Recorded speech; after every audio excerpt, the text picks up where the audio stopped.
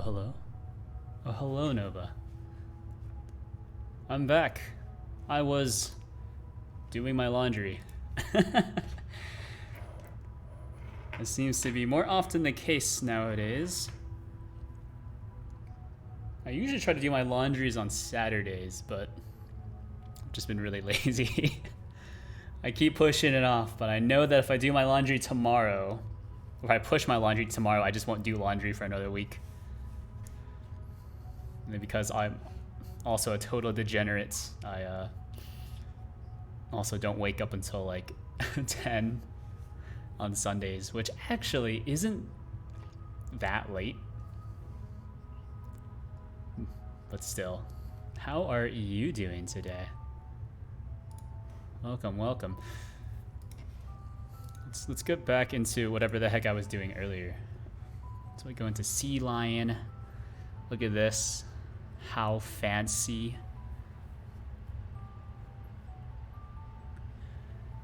We're doing some Rust today. You might have assumed that I only do Godot stuff, and that is incorrect, although this is like almost directly related to Godot stuff, so related at all. I wake up at like noon every day. Degenerate spotted in chat. No, I feel you. I always feel so bad though if I don't wake up by at least 9. I'm like, oh man, I've already wasted like at 9 I've already wasted 1 hour. Because I've been trying to push myself to go to sleep a bit earlier, so like no more going to sleep at 2 or 3 anymore. Which might be pretty late, depending on whether or not you have kids, I guess, but I'm assuming no one here has kids. How do I get a different terminal? I don't like PowerShell. Yeah, what I'm doing right now is writing a package manager. Don't know if that's what it says in my stream title. I forget if I actually hit update or not. Let's just hit it a few times. Can I type in a programming language?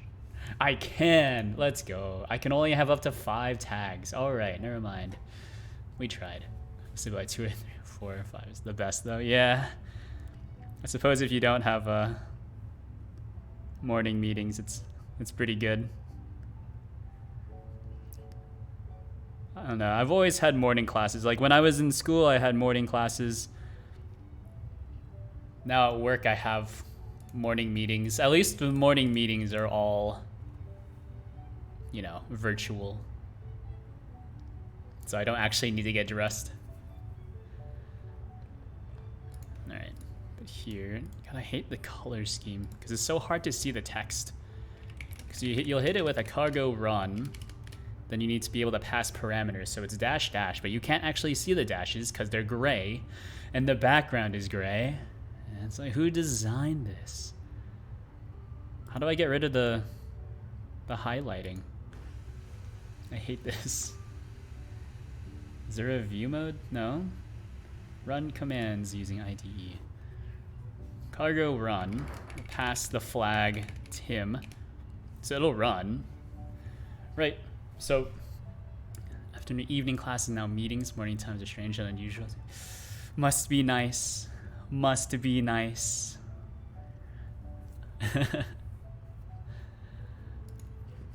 It's actually kind of weird because most of my meetings are either like super early in the morning.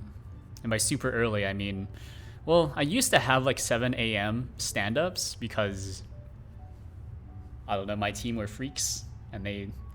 Also, I guess most of them were located in India and or Europe somewhere.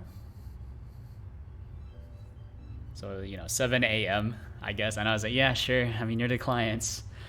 I'll follow your lead. And then no meetings until 3 or 4 in the afternoon because everyone else is also catching up with their meetings. So what I almost assume, like what other people do, is that they take all their meetings and then just super early in the morning, then take a nap. That's not what. Why? That's wild.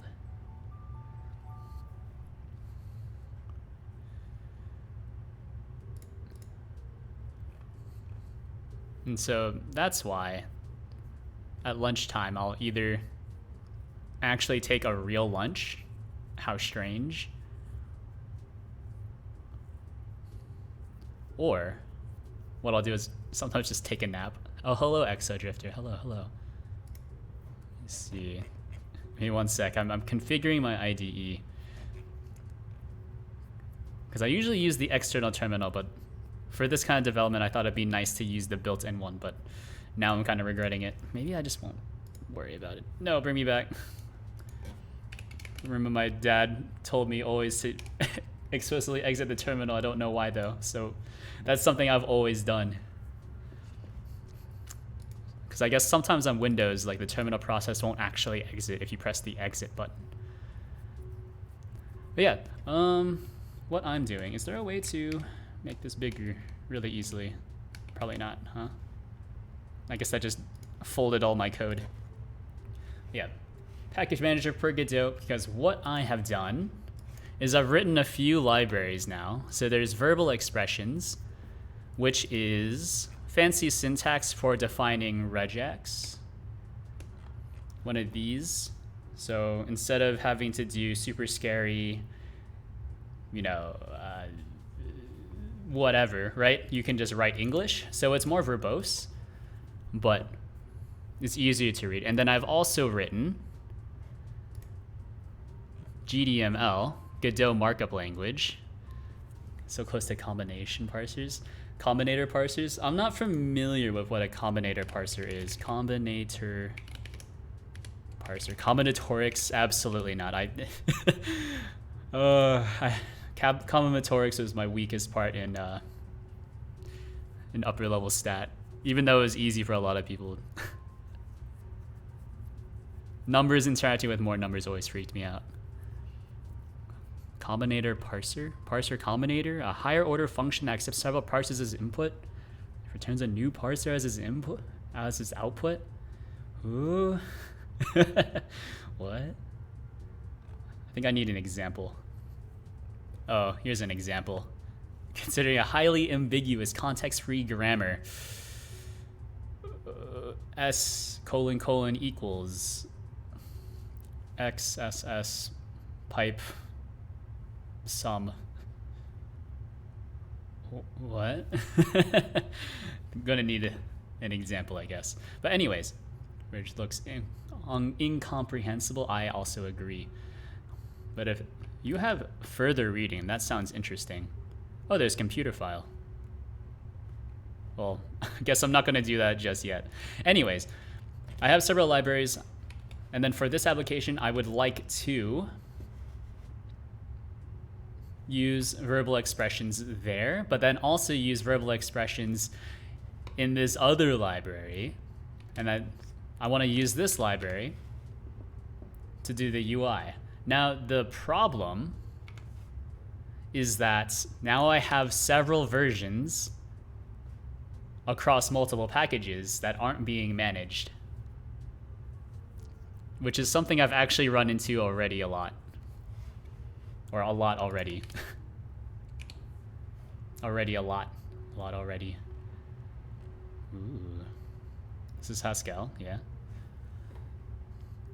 So basically, for all my applications, I have a custom written logger that does all the logging stuff, but they're all kind of different versions. So enough is enough. So I'm making a CLI tool to automate that.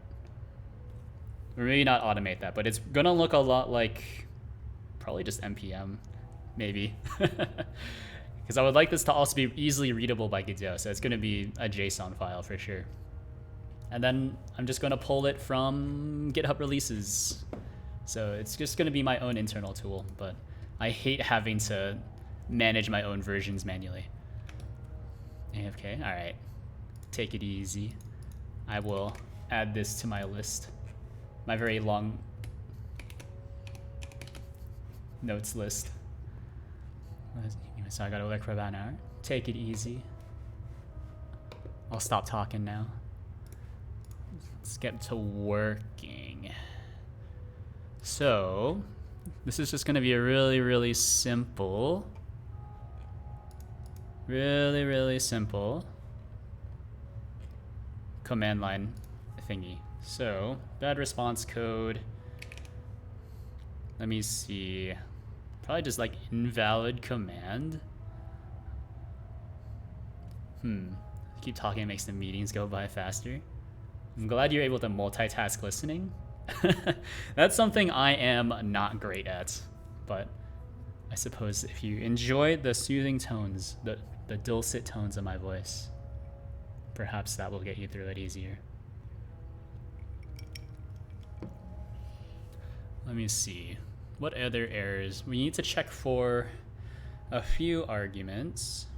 Although I guess this will just fail earlier, right?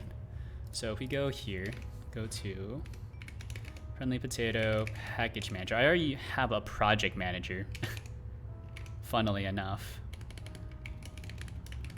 So cargo run, or actually I don't need to cargo run, right? Cargo build should already be at the latest. Oh, it's not. Very good.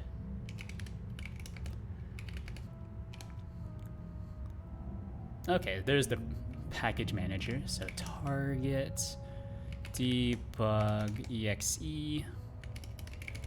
And so if you just do this with no arguments, like an error. Okay, cool. Neat.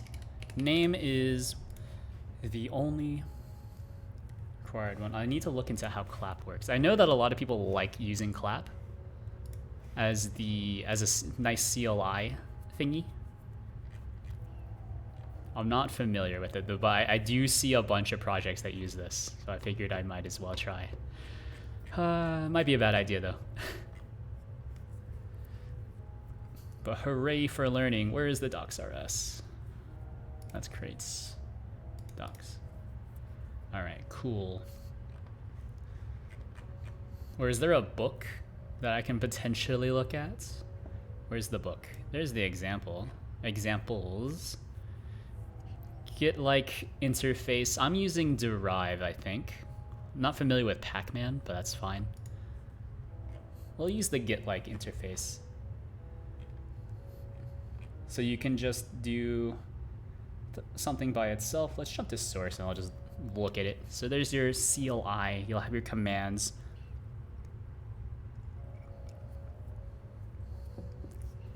Clones repo. Okay. Arg required else help.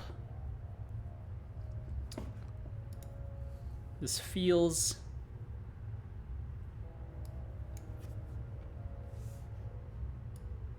a bit bad. What did these ones mean? Short and long?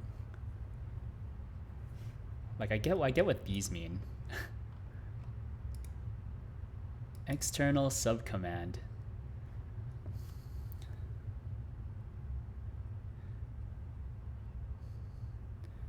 External vector OS string.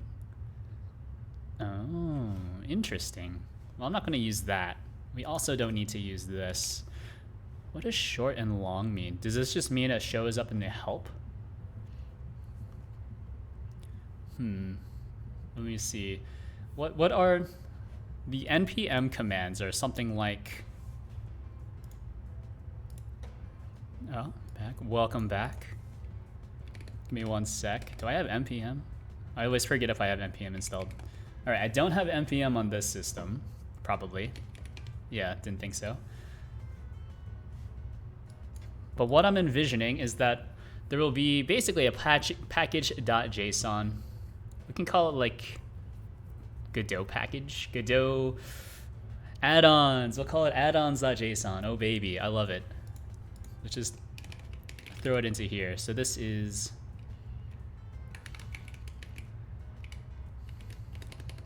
or we'll call it config name. So add-ons.json. That's pretty easy. Oh, missing type. I forgot. It's been a little while since I've written Rust. Okay, what is it?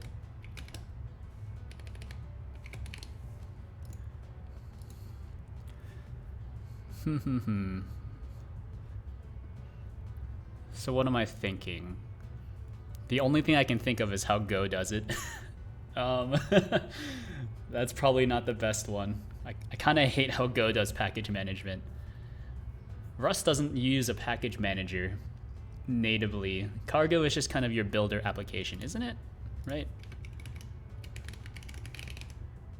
Yeah, you don't pull anything.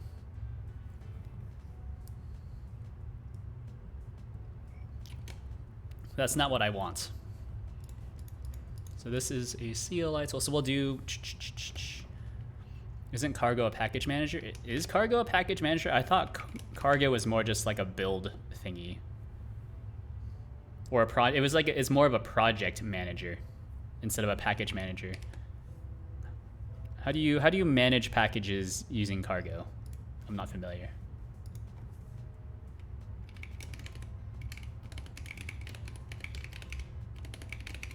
I might be doing it wrong, of course.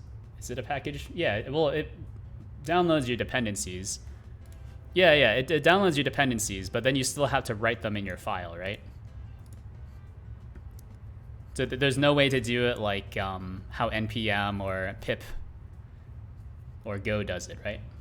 So you can't be like, the API that I'm kind of thinking of is like, you know, FPPM, friendly potato package manager, and then we'll hit it with like a,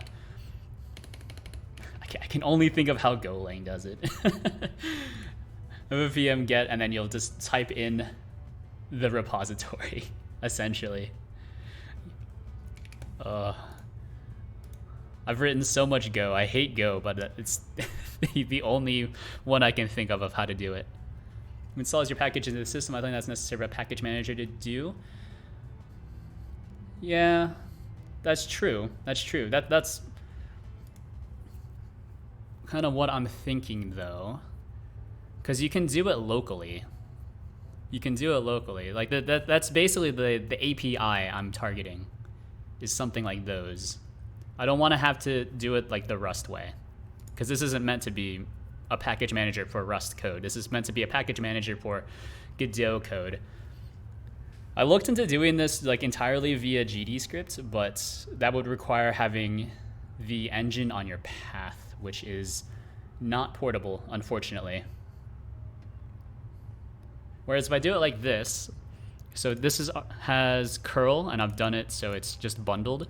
So whether or not you have OpenSSL or you even have curl on your system, it doesn't matter.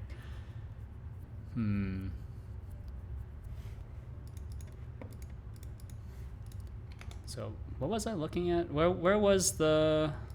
This is the only window? This is curl. Did I close it by accident? Where was it? Clap. Oh, no, it's this one.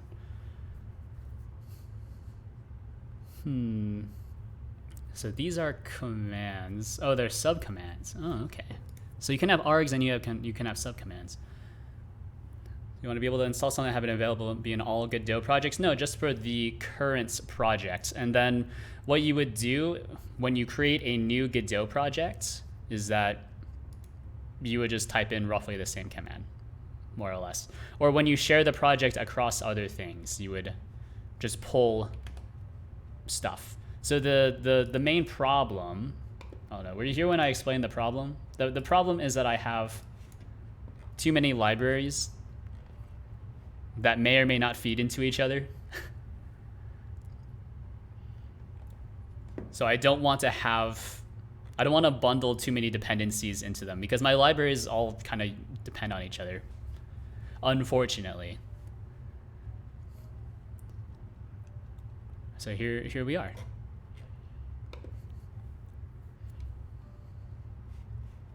Here we are. And I guess as an example of something that I really dislike about the current code base is that I have a logger implementation here that I actually use for all my projects. But because I continuously update the implementation, now all my projects have a slightly different implementation of logger.gd, which makes it really hard to remember like which one is which implementation is the implementation I should be using. I don't remember. So That's the plan. That's the plan.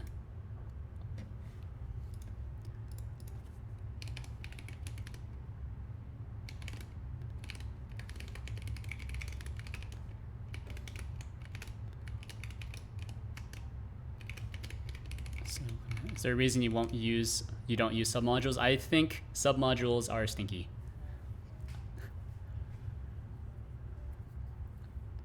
I don't think Git submodules are a good design. I think they're confusing to use. And I don't know. I feel like whenever I use them, my project just gets really messy somehow. Like that might just be the easier way to do it though. But yeah, maybe I should just use give submodules, huh? I guess that is like just the more regular way of doing it, huh? I have trouble with it somehow. Yeah, I don't know. I feel like whenever I use git submodules, my commits just get like weirdly out of sync, which I really hate, and I never understand how to fix it besides just nuking the entire submodule and then pulling it back in. But maybe I'm thinking maybe I should just learn how to use it. Oh, the problem with Git submodules is that they don't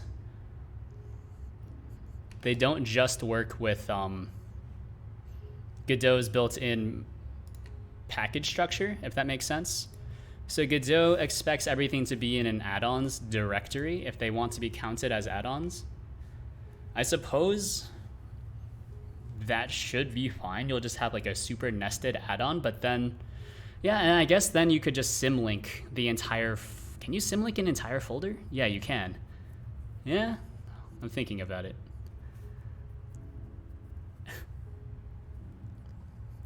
Oh, yeah. My Golang bot is pretty jank. It's been rewritten a few times. All of it not in an editor. You can symlink and give, I don't know if that's the right thing to do. Yeah, well, the idea is that you would just symlink, like I guess like what you could do with a Git submodule is you pull it into add-ons, just have like maybe a submodules folder.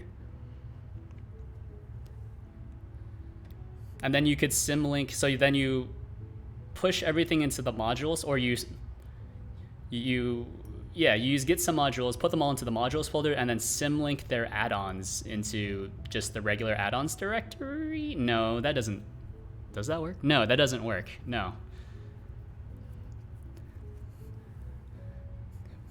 The unit doesn't have a package manager, didn't have a package manager at the time, I didn't really want to maintain one, so I just used submodules. Yeah. I think it's kind of tough. I think Unity has a package manager now, right? I feel like I've seen that. But yeah, to add URL add-ons. Oh, is that how you use it? I always just do was it git submodules init and then update, and that's pretty much it.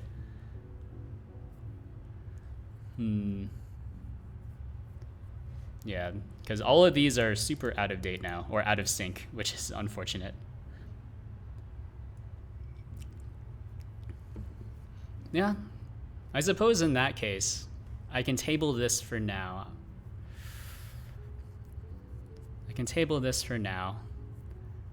I'll look into doing the git submodule thing, so that's. Instead, we'll just go back to, I suppose that makes sense. I don't need to ever get some modules though. I don't know. So do you think a package manager for Godot is a good idea or no?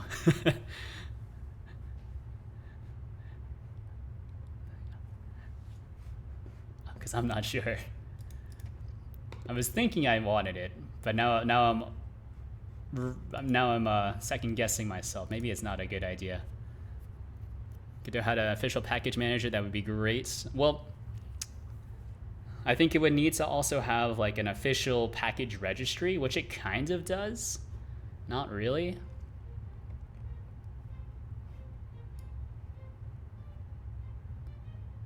Oh, actually I don't need to do this from this interface. I can just go here. Get me out of this. We'll go to GDML. So GDML needs the verbal expressions thing. So we'll grab that. That's not how you do it. We'll grab this, SHH, why not? So git submodules, I forget, git submodules. I'm pretty sure just typing help kicks me into a help page. Yeah.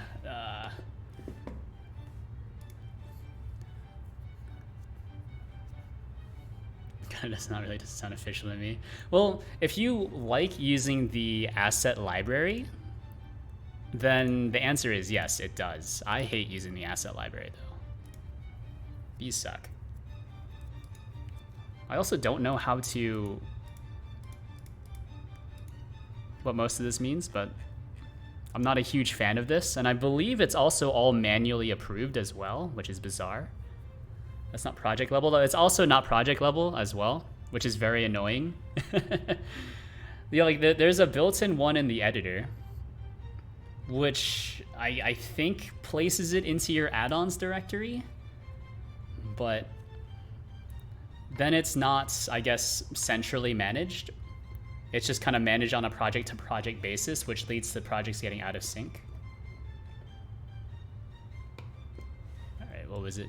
Submodule add. All right, we can figure this out. So check this. Oh, geez, it's different. Was I already working on this? I was working on it. Okay. What is the diff? Oh, that's it. Okay, cool. Check out branch feature. Example and open. Yeah. I think there's a lot of tooling that Godot is missing, but people are slowly filling in the gaps. I've made a lot of tooling myself, but you know, whatever I make isn't very flashy. Most of the time it's pretty ugly. But it works for me. So feature, this is templates. Add all. So we need to grab the untracked file, git commit.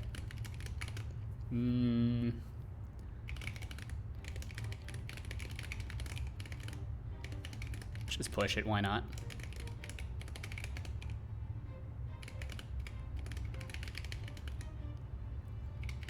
Master. All right, git submodules, add this thing. How would, what was the command you typed?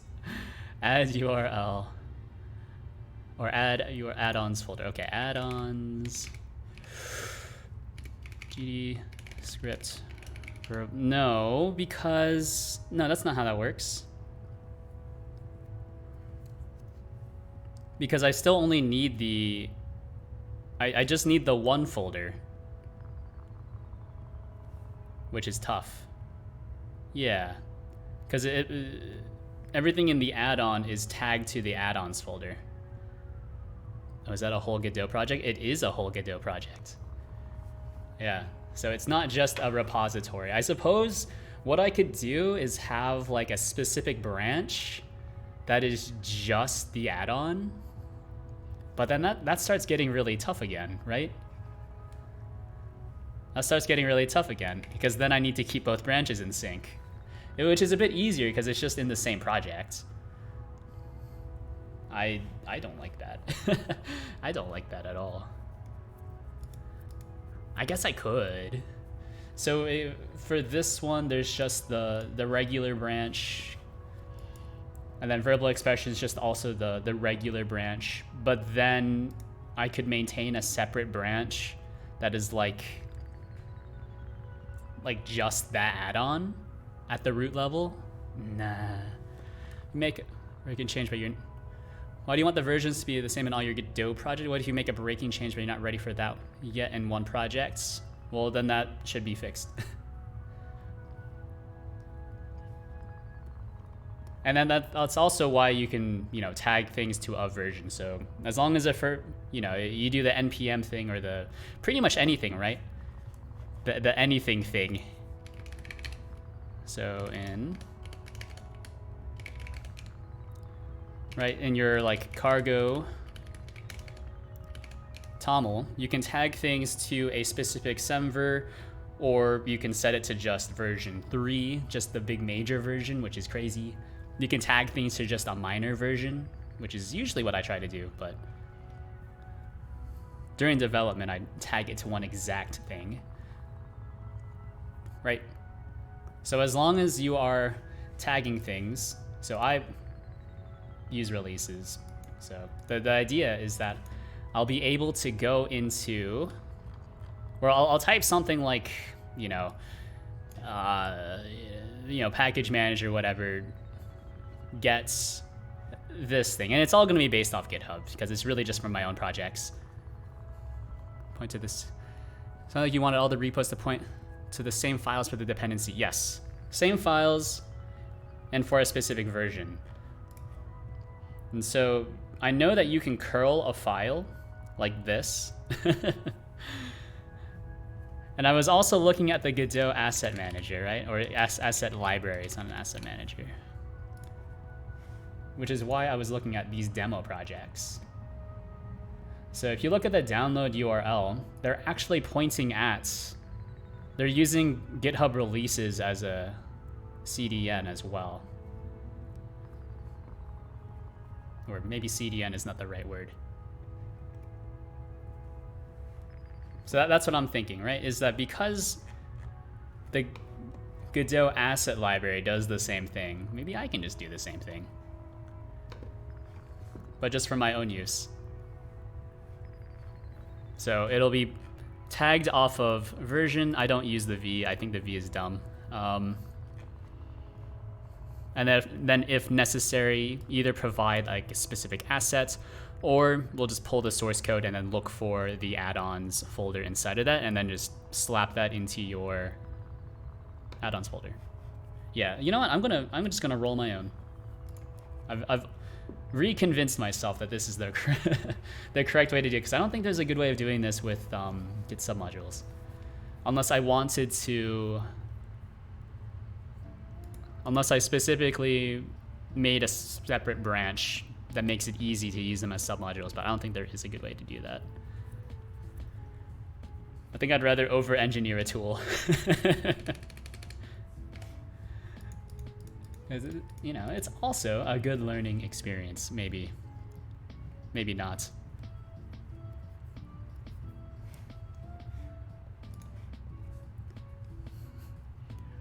Godot let you specify some other repository lists for the asset thing. I don't really understand how it works because I don't usually need to download those projects. Usually if I need to download a project, I'll just clone it from GitHub. So that's an option I usually leave deactivated, unactivated, disactivated. I guess you can go into the testing one, or you can just look at the... Yeah, I don't know. I don't really know how it works. Talking to someone who isn't really a user of this. So it does the same thing you're about to do, but it doesn't already have the feature for you to specify a list of repos. You could probably mod it to do that. That's actually kind of what this is. I just re-implemented it. So this thing actually does almost what I'm talking about. So you can inject a plugin into any one of your projects, but it doesn't do any of the updating stuff for you. So it doesn't tag versions, it just stores a local copy and then injects it into your project. Intelligently, by the way. But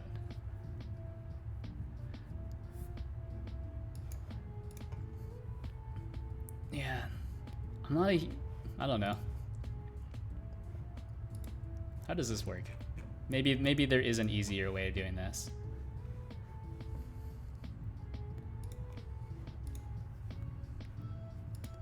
But I don't know. I think this is probably still the best way of doing it, unfortunately. So derive parser. So these are args. I guess this isn't really the args. These are just, or these are, maybe. Let's just try this. So commands, or just commands, just copy their whatever they're doing. Either way, it's a learning experience. Because I've never done this before.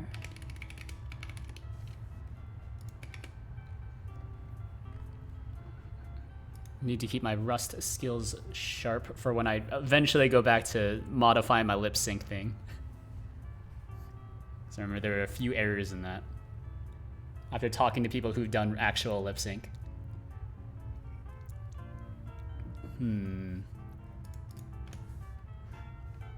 So we'll have get. This will take a URL, some sort of string, 100%. What is your problem? Snake case. You're totally right. It's always a learning experience regardless. So what decision you pick? Yeah. Well, I almost always, if given a chance or a choice between Rust and C++, I will choose Rust every time.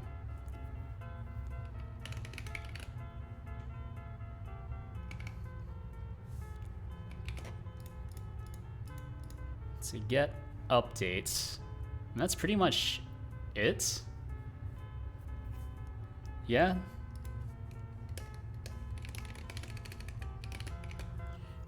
Failure is a learning opportunity too. For sure, for sure. I think my last two things have been pretty good. The biggest failure so far, or not so far, in recent memory, was probably the intro level to the last Ludum Dare submission that I made. Oh no, this game, if you want to check it out, I'm not gonna play it. I think a lot of people quit before even finishing the tutorial, but I don't know. Everything else hasn't really been failures just yet. No matter what, you know, we'll figure it out. That's the beauty of programming. Let's see, args, parse, required else help. Bring me back to GDML. Where was the verbal expressions one? Did I already close it? That's the one I wanted. Verbal expressions. So we have releases on the side. I'm just gonna pull it from the releases. Pulling it from releases is pretty easy. I think I'll just pull the source code and then I'll just try to find the add-ons directory. That makes sense to me. Most of these other arguments don't really matter. What are the other things? All right, API reference. So I'm using parser. Wait, no, I'm using derive, not parser. I'm using derive. Okay. Oh, hello, Bumsy. Hello.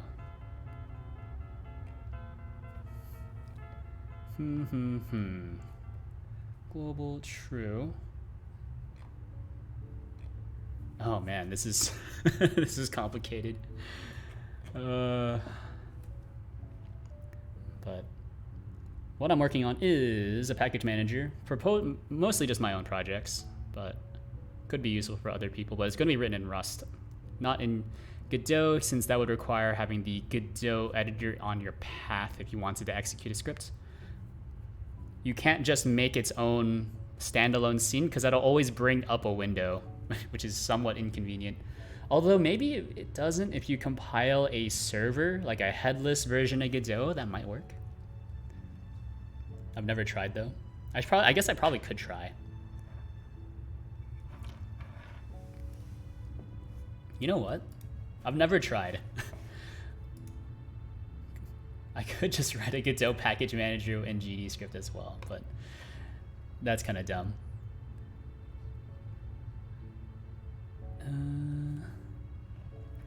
Can't you also run headless? Yeah, I didn't think about it until just now. Yeah, they could just run headless. But this is one of the few projects I'm working on that could actually help me in my career. Since doing any Godot stuff is basically career suicide if I want to like show it off to other people. Well, it's not career suicide, but it doesn't help me as much as doing something in a real language. So I'm kind of done with Go, even though I can really only ever think in Go and Python. I don't like Go. Python, the more I work with it, the more I kind of dislike it as well. Or at least the more I learn about Python, it's like, I don't know, variable scoping still doesn't really make a lot of sense to me in Python, I'm gonna be honest.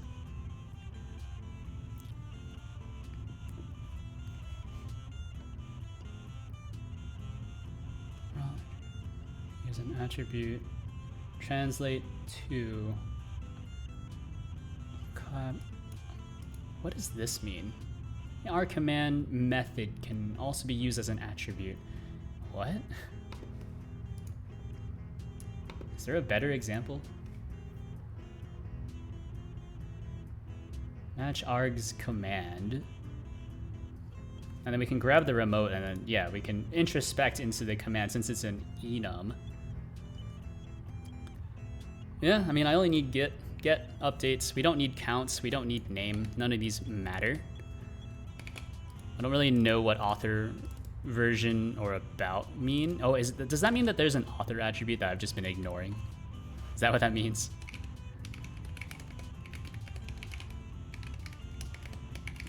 It's also, the name is way too long. Let me just, isn't you're able to compile it with a different name? Whatever.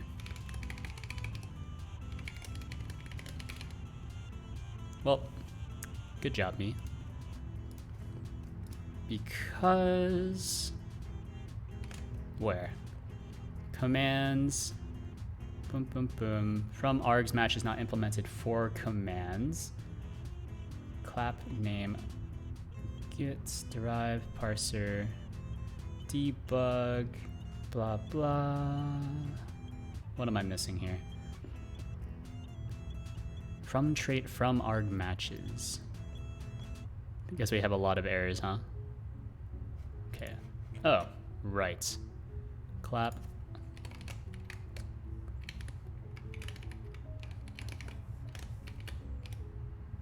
Maybe with another build. Parser. Guess we can't do debug anymore. That's fine. Debugging's for nerds.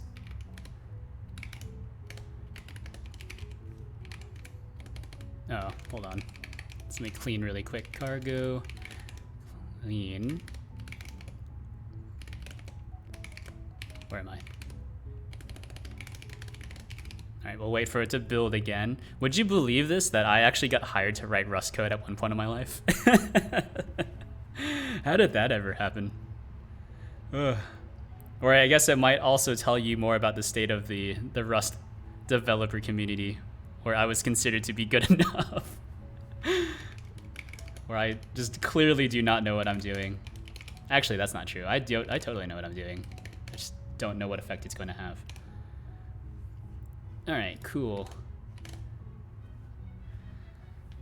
So these are your subcommands. I don't know what you would use these flags for. I also don't understand how you would attach a flag to a subcommand. I know how to do that in Go, but shouldn't be too hard. Let's just print this out really quick.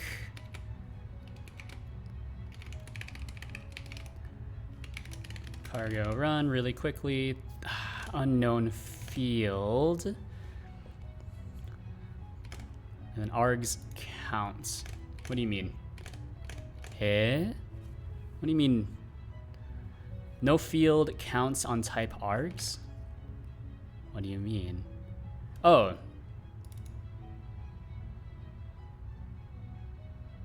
Yeah, that makes sense. How do I introspect on whatever the heck this is? So variable args, type unknown. Should be a parser, and then I don't need to name anything else, I think. It's also the fact that good Rust coders paid a lot. This is true.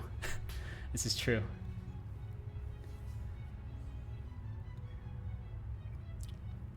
I suppose what's more amusing is that before I was even given like the first Rust thing to really start poking at, they instead just gave me a bunch of Python tasks, which may or may not be where my dislike of Python came from. Because everyone who can write Python does it in their own just bizarre way. Derive subcommand. Clap subcommand. Commands. Okay. Oh, because it's based off of whatever the heck you have here. Oh, okay. Yeah, that makes sense. Hooray for macros. Args commands. I don't think you can do this, by the way. We'll try to figure it out. Maybe that'll work. It should just be an enum. Cannot be formatted with the default. Yep, because we need to do this. Probably. Cannot be formatted. Okay. Because this does not derive debug. Is this true? Okay, cool. So we should have printed somewhere. Yeah, nothing. That's good. So cargo run, then we'll just pass get, I suppose. Okay. FPPM exe get. Okay, cool. So that's what it gives me. We can get rid of that. We'll stop just sending things via curl, although I totally could. Or actually, if we just don't parse any args at all, doesn't that just mean we'll always run it? Yeah, okay, cool.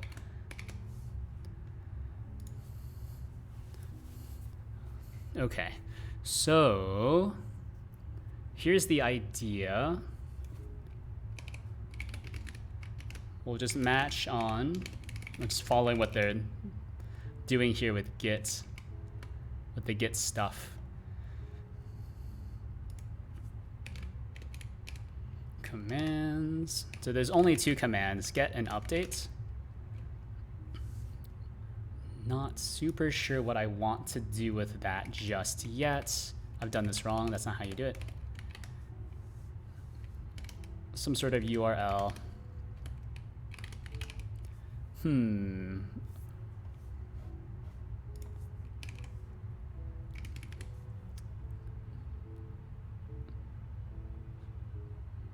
So how does this work in Golang? Golang you would do go get.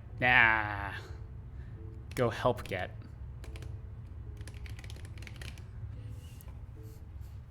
Okay. So you never want to do go install. We can do go get, and then we'll do the the go get thing.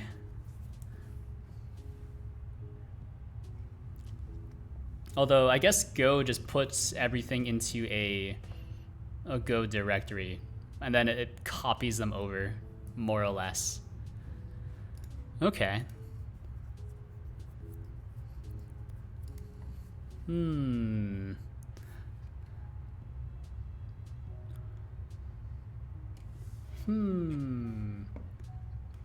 So I don't want to clone the entire thing, although I totally could. That might also just work.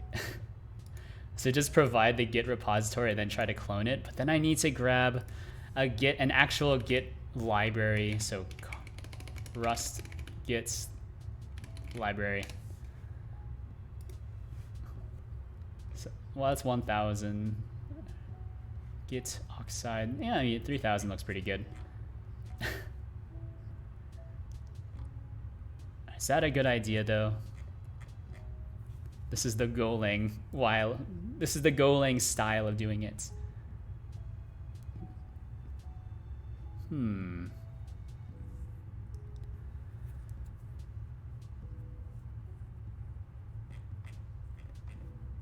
This could be fun. This could be fun. This could be fun. I know I said I wanted to do this via releases, but this could be fun. All right, give me 1 second. What happens if I just grab this one? You just go to this URL. Okay, so it just redirects me. And what happens if you just...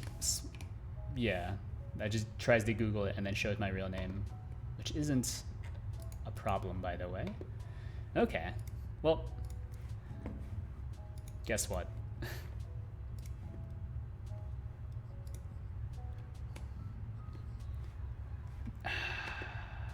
No. Let's try to make it without having to plug into Git just yet.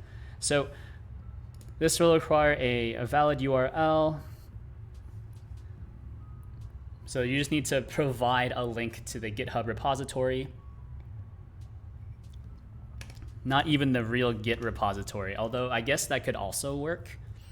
And then it could clone it into a basically a temporary directory and then place everything where it needs to be placed. That will also work. You know what? Bring me back. I like that idea more. Congratulations. Welcome to the squad. Get Oxide. Get downloaded. Oh no. Failed to select a version for clap. Oh, does this require... Oh, is this not like a library? Oh, this is a command line application. You can't do that. Right? This is the CLI? Oh, okay.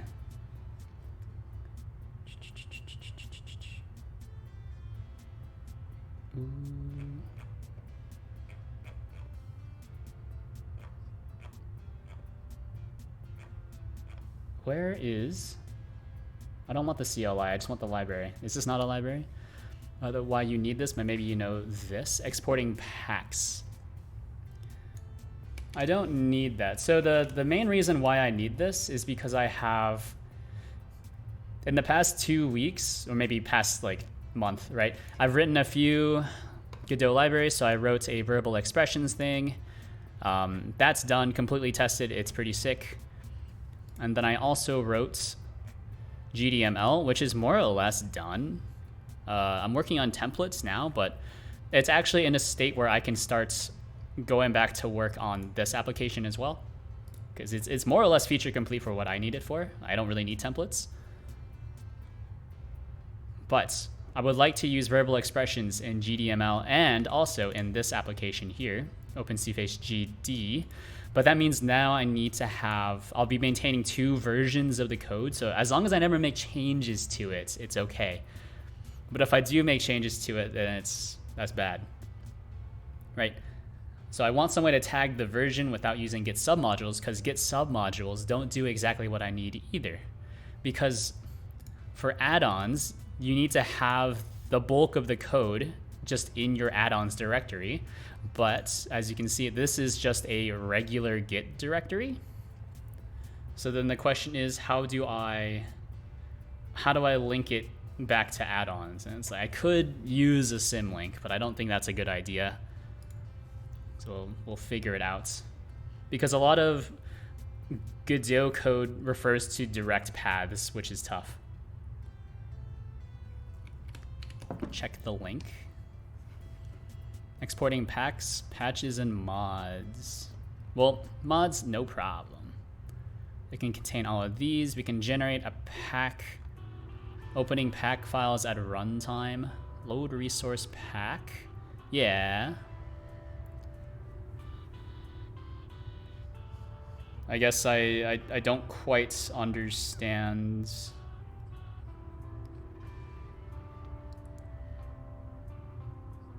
What is, I guess I don't understand. What's the point? Yeah, I mean, this is how you load pack files. You can probably pack the add-ons, but that's not what I want. What I want to be able to do is do something like how npm or Go does it, where you can just via the command line, just say like, Go gets whatever, and it'll add it to your current Go mod list.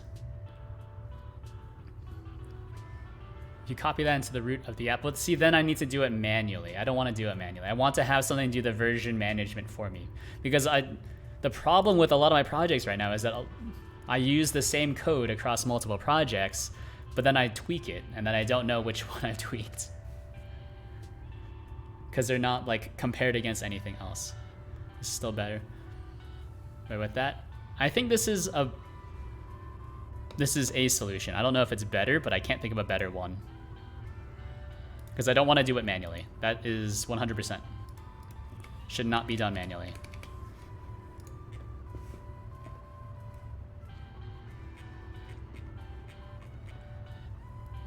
Alright, I'm pretty sure that this is...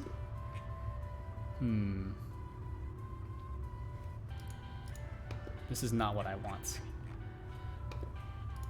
So this is on crates IO, but you're only supposed to... Okay. Here we go. Get oxide core, and then this presumably runs through... Maybe this isn't what I want. No readme though. There's a docs RS, but then I don't think you have any... Yeah, maybe, is this not what I want? Is there no way to use this as a library?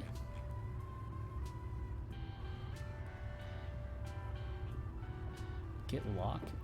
Is there no... Is this it? I know there's a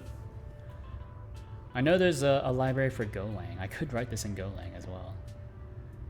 This is libgit? Okay. I'm pretty sure that's what Golang uses. Or what I've used in Golang.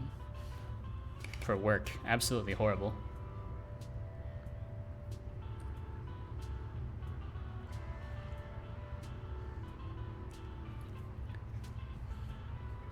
Okay. So building on OS X, we don't need it. Depends on OpenSSL. I suppose good luck. I've tried my best. Where are your examples? So I pretty much only want clone.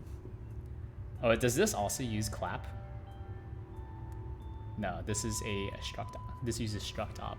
Neat. So args from args.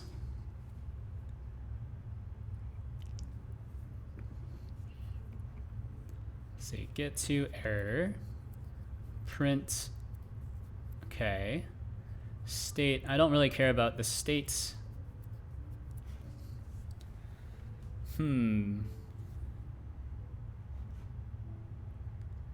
Yeah, so then for the design of this application, I would just need to have an addons.json and then a addons lock file name. So addons lock. So that'll work in the same way as those do. So it just tags it against whatever we have, I suppose. So if this ever gets out of sync with this, then we should update, right? And then there's only gets and then update. And I suppose there's like remove as well, but I know file buffer works. So whatever I'm doing with the curl logic is good enough. Let's do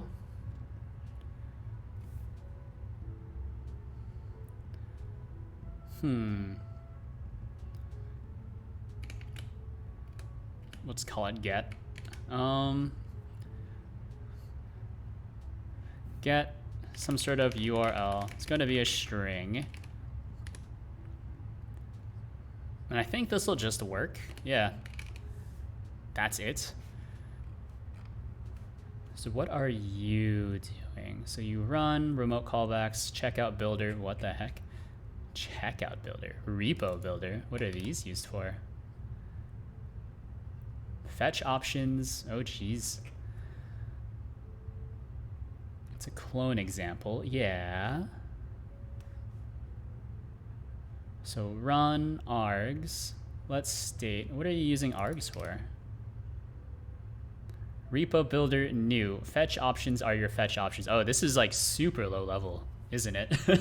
This is ultra, super duper low level. Oh baby, I'm ready.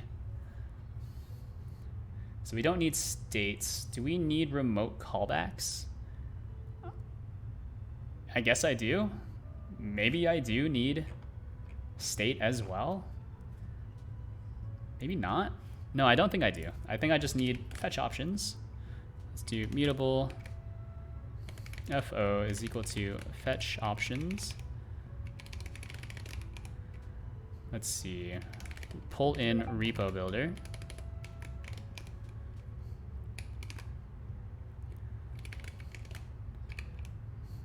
Nope. So fetch options, I'm not sure what fetch options is or if this is something I even need. That should probably be okay though. Maybe I don't even need any fetch options. Maybe we can just try to clone with checkout. Can I just clone? So checkout builder, state path to path buffer. Yeah. So the path comes from progress. Checkout builder progress. Where does the path come from? Does that actually come from state? Oh my god, state actually. Okay, I see. I see.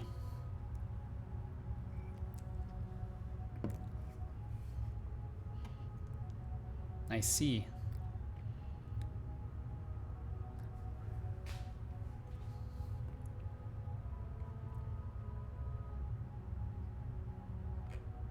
All right, so what does this need then? Clone arg-url with checkout. Checkout requires a path, state path. But then how do you tell it which path to use? I'm not reading it from here. So print, we don't need to look at anything there because I believe, yeah, that's entirely based off of states. Transfer progress, but where do you use, there's only the arg and then the arg path, which is the clone path. Then what is with checkout then? What is with checkout? What is your docsrs? So, opening an existing, cloning an existing one. Okay, yeah, that's all you need. Clone, and then you need to presumably provide a path clone. So this is, yeah, you know what? That's probably it. I don't need to do any of this fancy stuff, right? We'll just use this.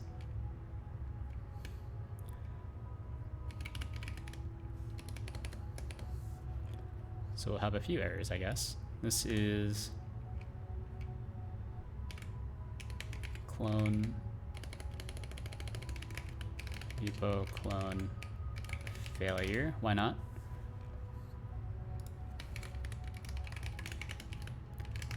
So results, and then some sort of potato error. Yeah, so repository clone. So this needs to be the URL and then the path. So I'll need to do temp path. I'm not sure if that's a good design or not, but we'll make it work. So if it's okay, then we'll have our repo, which is a repository. Working with a repository, yeah. Absolutely useless. Repository. Please, who is texting me?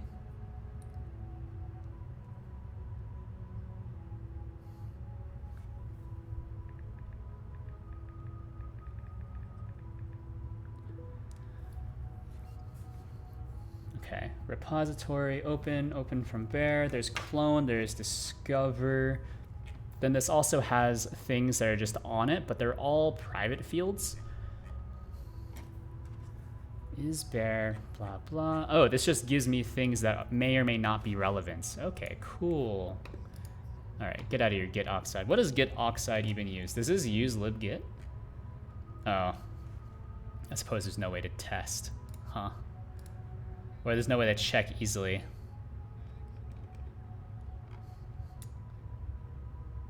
Git repot. Does this use libgit?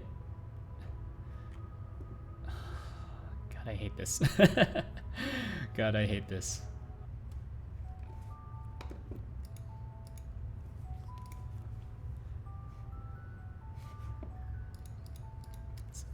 It's truly Java level project management.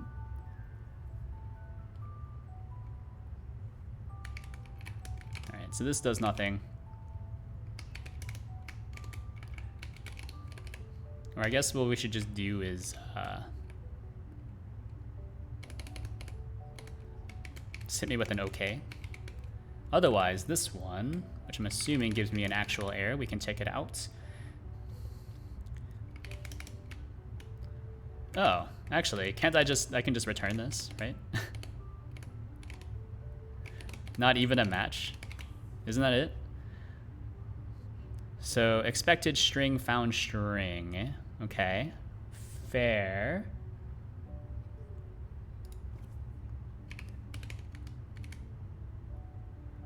This gives you a string. Okay. As string. Yes. Then your problem is... Okay. So I could do something like... Alright, fine.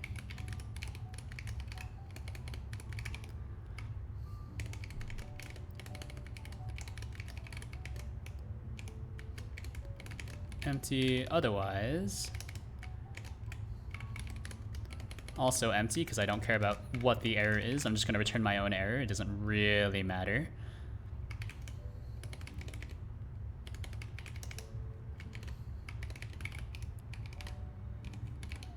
Alright, cool. So if it's get, then we'll just call get, and then we'll store the results here. Or we'll just do it like this for now.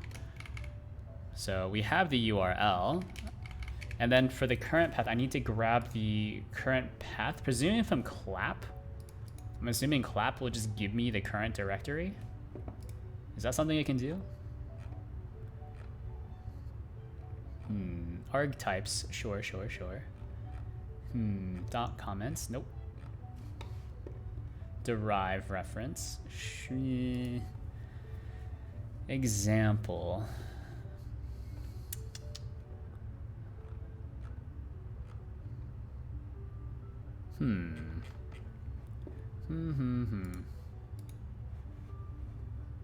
Is there anything else you have?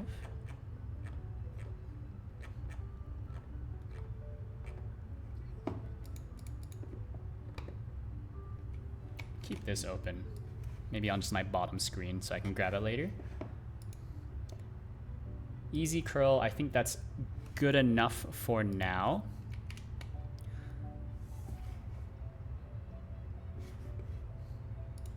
I wonder. Clone. Clone's a remote repository. Delegate to a fresh repo builder. Yeah. Clone. Is that not here? Clone. Clone recursive, absolutely not. For more information, this will delegate to a fresh repo builder. Where is your repo builder? Repo builder. Repo builder. All right, what was it search? It's S? Okay.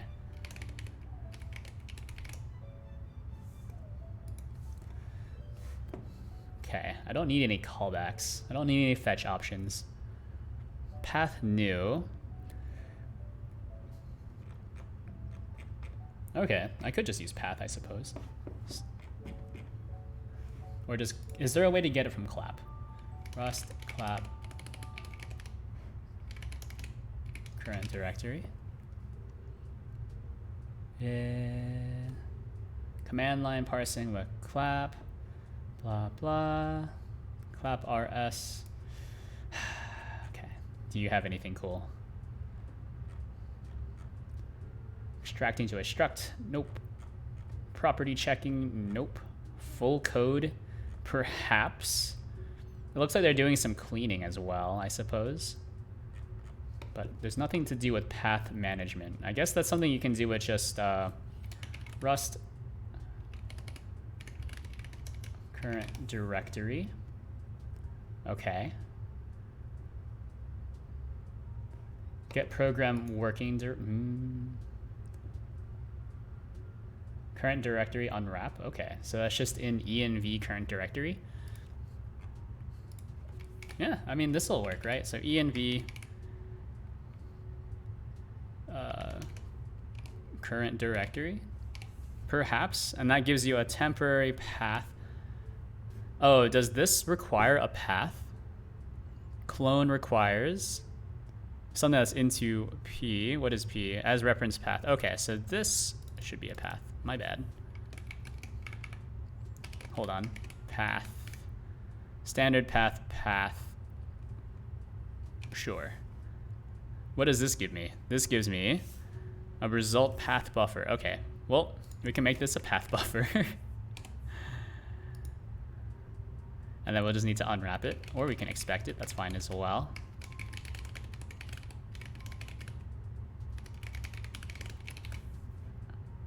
Everyone loves that. Set to string found a reference to a string.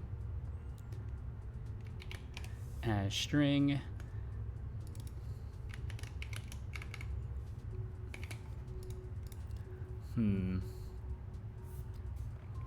Okay. So we have all of these. So then we don't need to do any of this, just raw curling it, even though that might be kind of nice to do.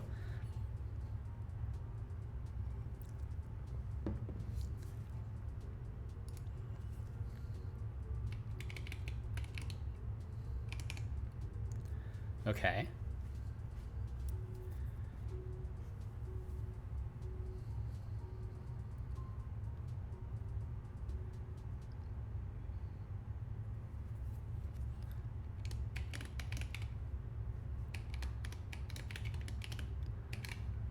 Result.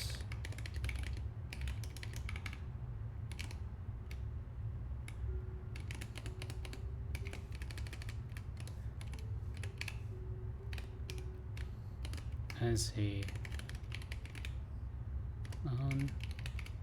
failed. Or I guess I should just bubble this up, right?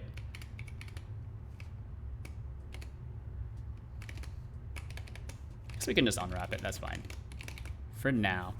And then we can just assume that this all exists. We'll take out the curl stuff, although I'm still thinking about it. Did that jump command work? I don't remember seeing it. Okay, it did work. Sometimes I don't trust. It's not actually the bot. This is just a Godot program that's running. It's connected to Twitch chat. So sometimes it lags a bit, because it's kind of jank, and I haven't really maintained it all that well. All right.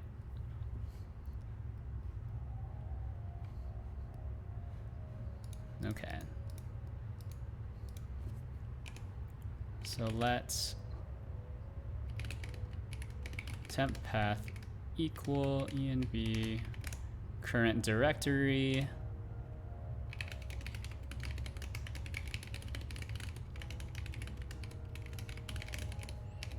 One of these, and then I'll need to construct that path buffer.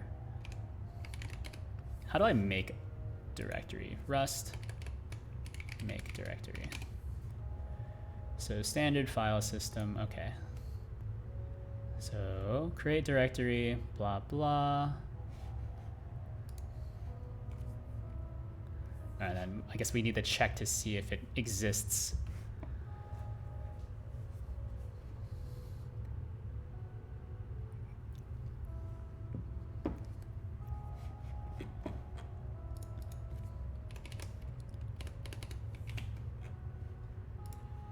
Okay. So fs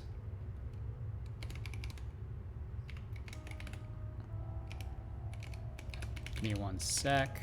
Fs, is there a directory exists? Try exists. What is it called? Read directory. What does try exist do? Nightly only. All right. Good stuff. Errors, path already exists, that's fine, I guess. Returns a result. Okay. So create directory. Match create directory, temp, path.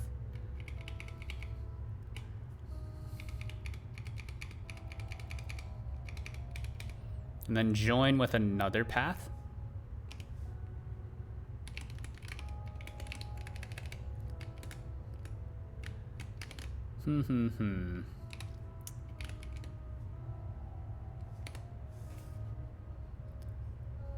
Match must be exhaustive. So if it's okay, then we'll do nothing. Otherwise, I'm assuming this gives me some sort of error, and then we can just... Meeting is done. Nice, nice. I've decided to actually go all into this. I almost got convinced not to do this, but I have convinced myself against it. So instead of using git submodules, because then if I use git submodules, I'll need to create a separate branch, which defeats the purpose. I think I'm just gonna do the Golang thing almost. So it's a little wasteful, but that's fine.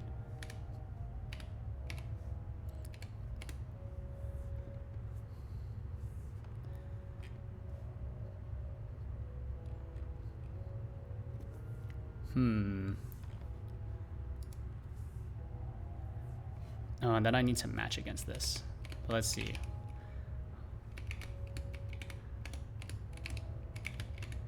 So what does this return?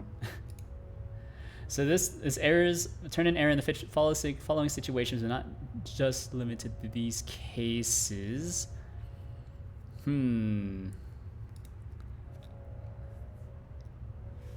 What errors can this return? Oh, good. Directory builder. I hate it when the standard library doesn't tell me what exactly it gives back. Okay. So directory builder new creates path as a reference. So this is creates, and this gives me some sort of error. Considered an error.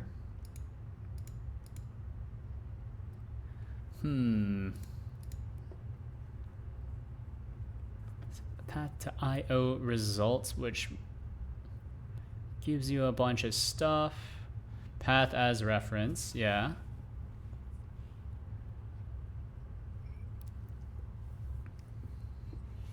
Create all, else self inner make directory path. Where is make directory? Does this exist in this file? So alias. I don't know what this gives me. Because it's not always an error if this does not exist. Okay. Just check if directory exists. Check whether or not a path exists. Blah blah. Path exists.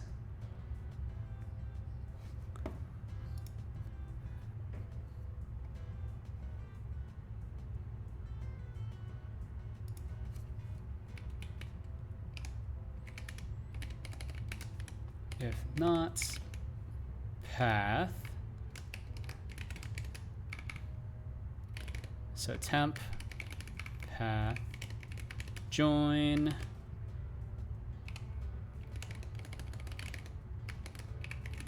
Should probably like work. All right, this is how I program in Rust, by the way. Just running into error after error, and then we'll just fix the errors, because the errors are usually pretty good most of the time. All right, so how do I turn a string into a path? So join, is there no append in a path buffer? Rust path buffer. String to path buffer. Append.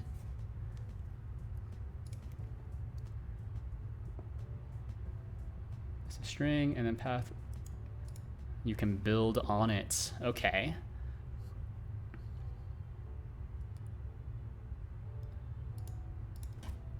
So does this mean you can do as string? That doesn't make sense. Oh, does this require a... As reference. Yeah. You can create a paths from strings or other paths. Okay. But then that should be fine. Expected unknown found path buffer. What do you mean? Join as or P is something that implements the trait as reference path. This needs to be something, yeah.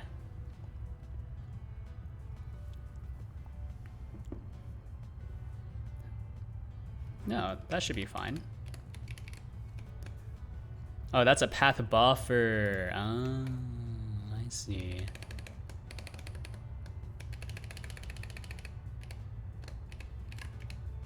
Path buffer, so that should be better. And then this join. Oh, hold on. Does that mean I need to do this as path? That's okay. And then exists. If it doesn't exist. Okay.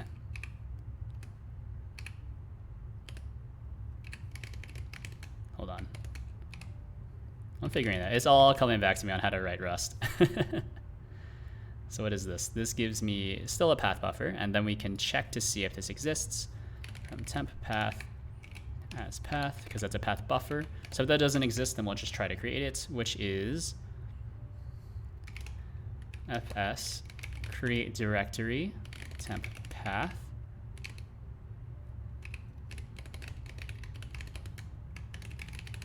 Unable to create temp directory. Okay. Then here we are.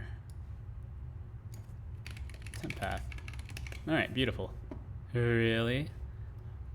Path buffer, path buffer. This is a path buffer. Use of moved value.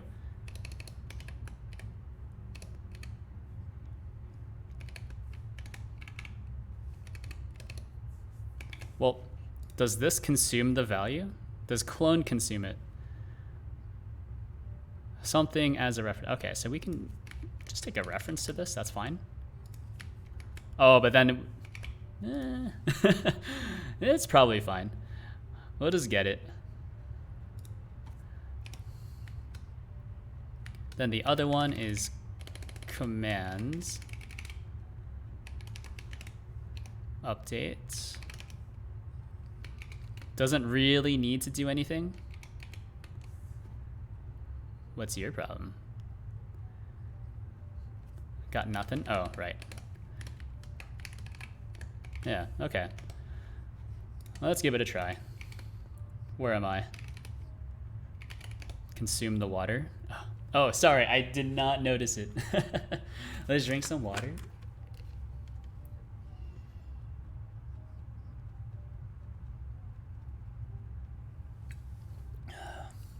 Thank you for redeeming a hydrate. All right. Nova. Friendly potato package manager. All right, so let's just build it just to make sure it works. I'm not really using the libcurl library anymore, although I guess I still could. But now it's the libgit thing that is taking forever. Oh, good. Remove this method call. Okay, thank you very much. Try me again. Value borrowed after move. Yeah, that makes sense as well. Because it as path coerces to a path slice. Because create directory, move it. I don't think it does. Does it move it? I know I can probably just clone it. I don't think that's where it's moved though. Oh my god, it's actually moved there. Alright, that's fine. Whatever. Which means that we don't necessarily need to do that, but that's okay. So we can cargo build it, we can cargo run, then pass in arguments. So get, and then, okay, let me think. So it should just create the directory. So let's pull, not this one, where's mine? There's curl. We don't really need the curl thing anymore, but I'm going to keep it just in case. Godot demo projects say goodbye. We don't want that. Let's just pull in this one. So we'll grab the HTTPS link, slap it into there. I don't know if it worked or not. Didn't actually do anything. Perhaps. I mean, it should have at least passed something to it. So, okay, what happens if you just do this? Yeah.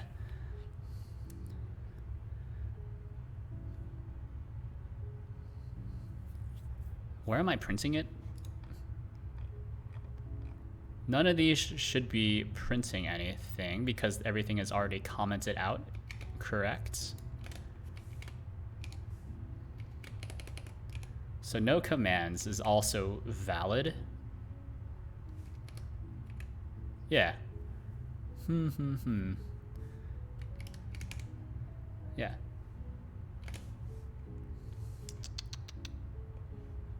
So where are we doing this? Don't really need file buffer anymore because I'm not using this. This should have been good. I know I really should be using the built-in debugger, but help.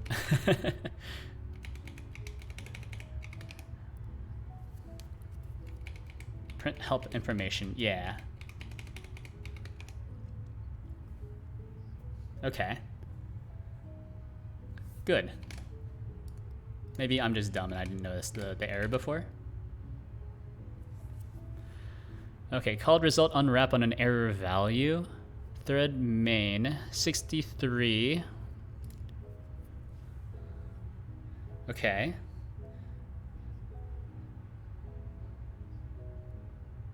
Okay. Interesting.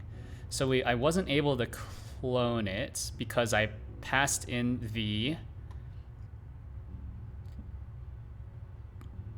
into. What is into?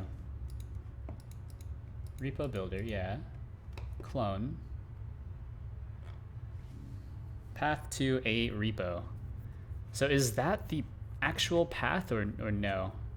What does this mean? Clone a remote repository. This will use the options to configure so about to clone their specified URL into the specified local path. Yeah. All right, so what's the temporary path then? Just so we can check.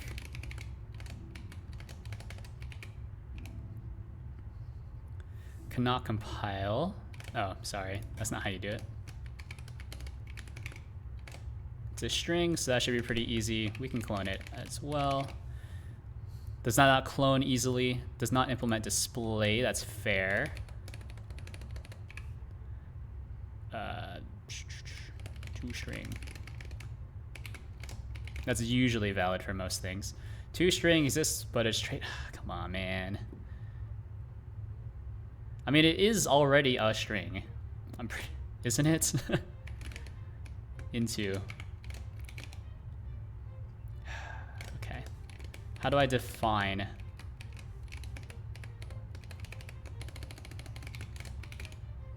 Yeah. Okay. So that's not the current directory. That's extremely invalid, actually. How is current directory resolving to my root drive? So I know why that's failing. That makes sense. Rust get current directory. Yes. Or it's env. No, I did. Yeah, that is what I'm using. What? Functions. Join paths. Current directory. returns the current working directory. Heh.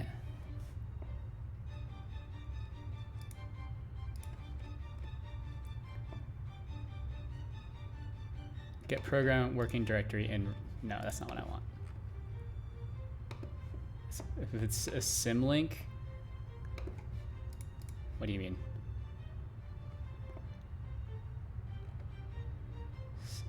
Standard env. Yeah, that is what I'm using, right? Yeah.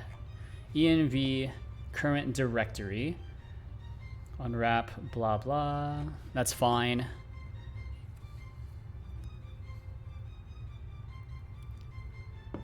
Oh, is it the join? Please don't be the join. That would be soul crushing if it was the join that broke it.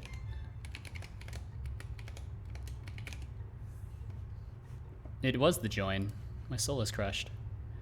So what does join do? Path adjoin to self. Am I not using temp path?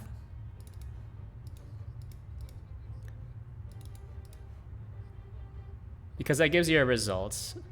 Yeah. But then once you join it, it gets clobbered for some reason. Yeah. Or did you want me to do it in the opposite order? Hey.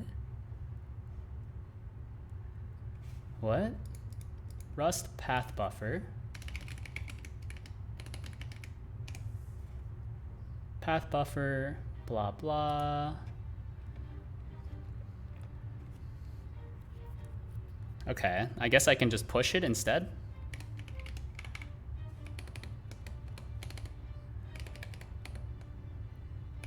Or was I supposed to join it without providing this? Okay, cool. All right, so did that change my path at all? It totally did. So we check inside temp. Yeah, I mean, there it is. Yeah. Okay, cool. And so then all I need to do is grab whatever is in the temp folder and then look for the add-ons folder and then copy it into the appropriate add-ons folder, I suppose, if that makes any sense at all. I'm gonna go into a different bash terminal, make directory, temp. So this is friendly potato, package manager, target debug fppm. So this is get, not this. Where was it? Where was it? This. What am I trying to do this? I already have it open here.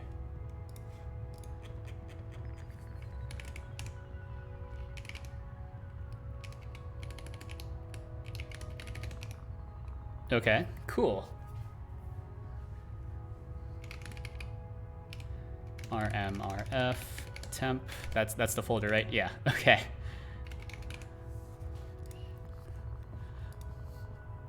Okay. So instead of just doing that, we'll expect unable to clone. I guess I don't really need to return any errors, so I'm just expecting everything, but that's fine. Then what else do I need to do? I need to grab the add-ons folder or look for the add-ons folder. So find folder in path. Don't need the repo builder, that's fine. This is get to rs. It's already done exactly what I needed to do. So now I just need to leave clap open. Don't look at the manga thing, that's open already. I was reading something before this. So rust, find directory recursive. All right, directory traversal. Okay, so then there's also just a walk directory, but how to recurse? I don't know why I'm looking at the Reddit one. How do I list files of a directory in Rust? That's also pretty good. I think I'd rather traverse the directory and then try to find the add-ons folder. So, file names that have been modified. Doesn't really matter. Duplicate file names, find all files with a given predicate, traverse directories while skipping dot files. Oh, this uses walk directory. I don't want to use walk directory. Is there anything that uses just the built-in stuff? I guess this is okay. This just uses standard FS. I prefer to try not to...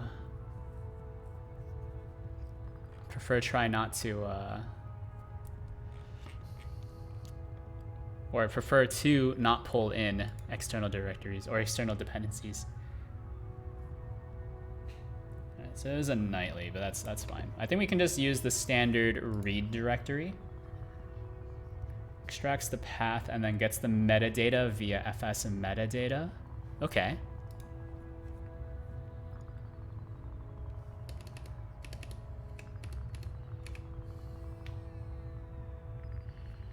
Yeah.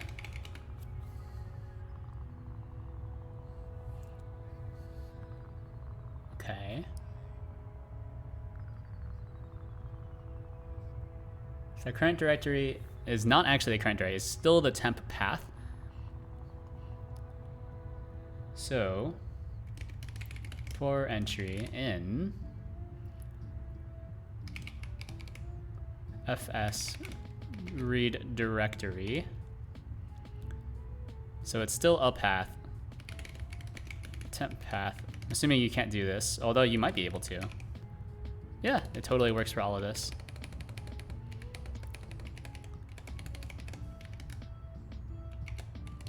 Isn't that still valid?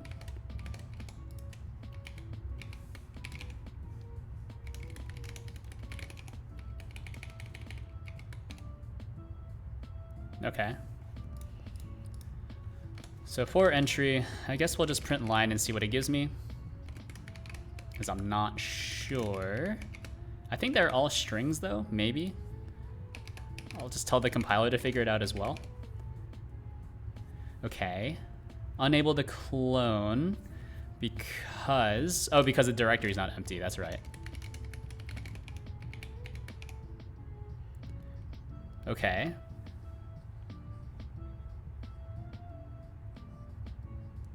Yeah. Read directory, temp. Is it not? It is listed as a directory as well.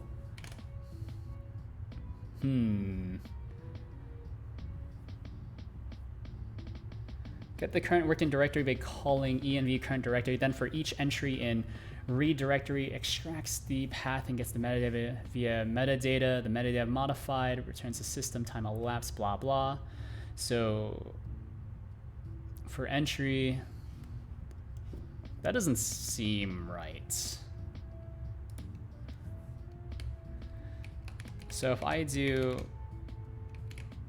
path buffer, I'm assuming there's a from, yeah. So join nothing, actually. There's nothing to join on. This is the correct path, isn't it not? Or is it not? Yeah, it should still be the temp path. Print line. So what do we got? What do we got?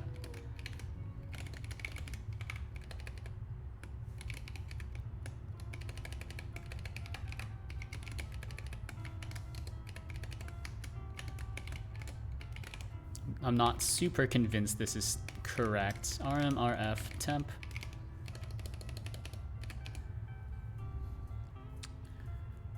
Yeah, no, that's right. But why is it not fs read directory? And then let entry is entry? That doesn't seem right. Path. All right. This gives you an IO result. Oh, I need to. Oh, I see. Entry is entry. Unwrap. We'll just really quickly unwrap it.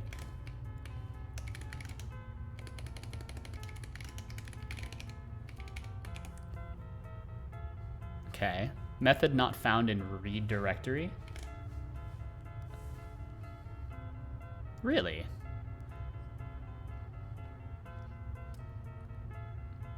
Oh. This needs to be unwrapped.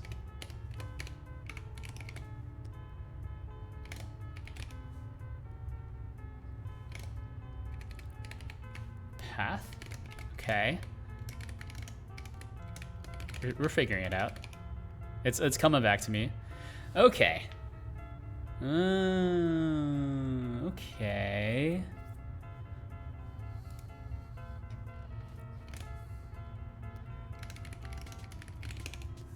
I should also do it so it cleans it up at the very end. So this will be fs remove directory temp path.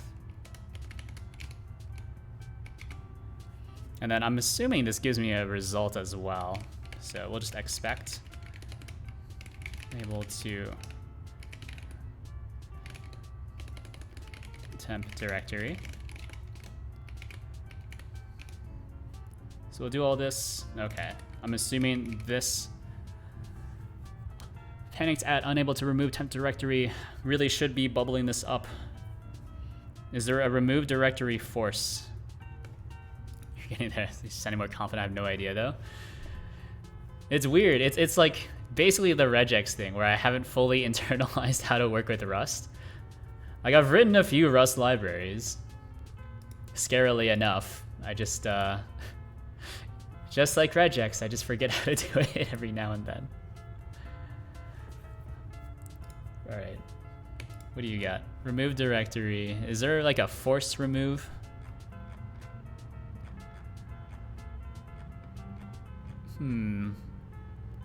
Probably not, huh? So Rust remove directory force. Oh, is this just remove directory all? Remove the directory that's at this path after removing all of its contents. Use carefully. Okay, cool. That's exactly what I want. Just make sure it doesn't like completely yeets everything. Okay. Third main panicked, unable to clone. That's because it's still there. All right, cool. So we list everything and then it just deletes it afterwards. Okay. So we clone it, look for the add-ons folder. I'm very tempted to just store it in a user, in the user directory for Godot though, but maybe I shouldn't do that.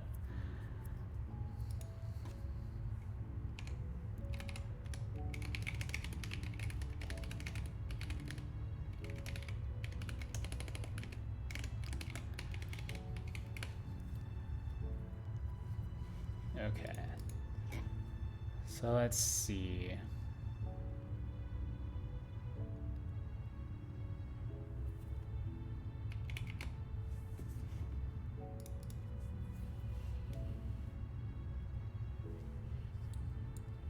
You know, I might need to lock the entire directory as well. How often is this used? Oh, you know what? 717. That's not too bad. I guess I can grab it. Lock directory. What's your latest crates IO? I'd rather not just pull in the entire. All right, 232. Let's grab that. I said I wasn't gonna do it, but here we are. What did I see what it's got? Yeah. Open the folder, get on the floor.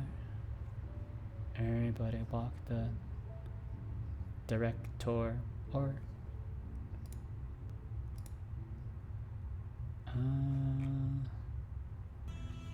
Okay, so for entry in walk directory. Yeah, so I won't use read directory. Oops. Yeah, so for entry in, we'll pull in walk directory, new temp path, and I'm assuming this is looking for, oh, okay, that's fine.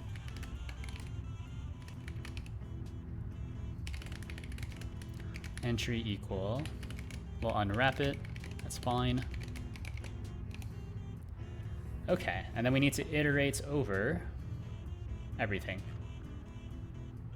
Let me see. This thing was recursively find, so we need to walk everything. This,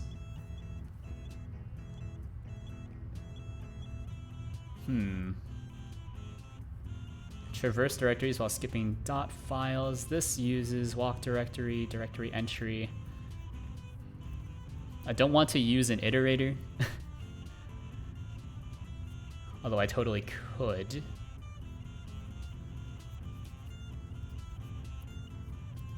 Yeah, okay. We could just do it like an iterator, I guess. Right? Like this will also work. So we pass in the path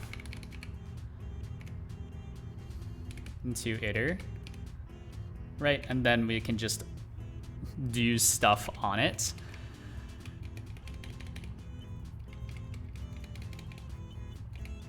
But then I'm just checking for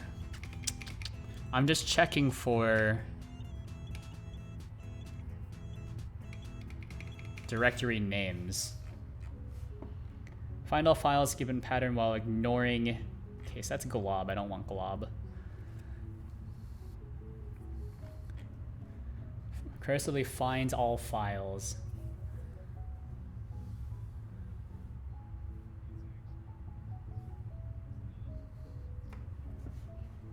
No, that's fine. We'll do it like this. I guess this technically consumes it, right? So we want to create an iterator instead that doesn't consume it. Okay. Oh, and I see what they're doing. So they're skipping the initial step. Filter map. Okay. E is kind of a bad name for it, because whenever I see E, I think error. All right, let's drink some more water. Much appreciated. Almost done with my entire water bottle, by the way.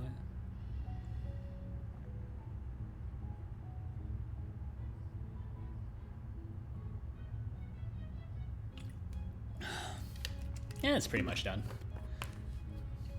There's like one sip left of the entire liter.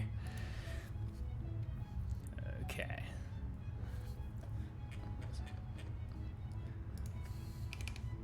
Const add-ons folder. So this is just add-ons. So I think the hard part is that I need to find, oh, actually, I don't need to loop over like this, right?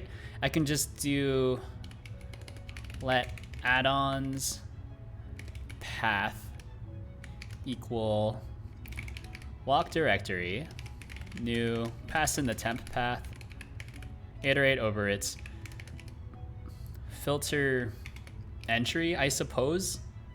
So something, right? So we want to see if X is okay, right? That entry is okay. That's a directory entry. What is your problem? Oh, because it's not done yet. So entry is okay, and then we want to see entry, if entry, what is this? What does this give me?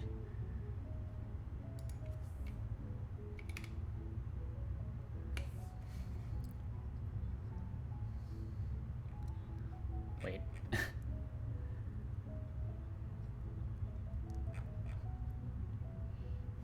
I don't need to collect because we find the first one, right?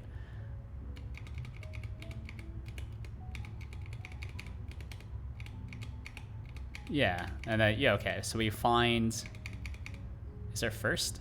Is there a first? Find? Oh, actually, yeah, just find. That'll totally work. So I don't even need to filter. Or I could filter, right? So what I could do is, we're thinking X is okay. Then we'll probably just find, try. Is there a try find? I don't even know. So some sort of predicate. So we'll do X again. It doesn't really matter.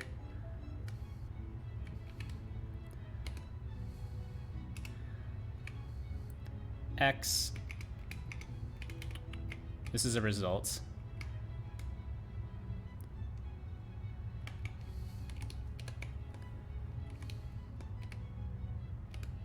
Wait. Hold on. I'm thinking. What do we have? Is last first? Max, map, min, nth? I just want the first one, but I don't think there is a first. No first? I don't want to collect, because there's only ever going to be one.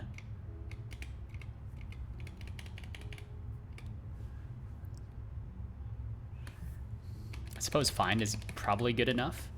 Yeah.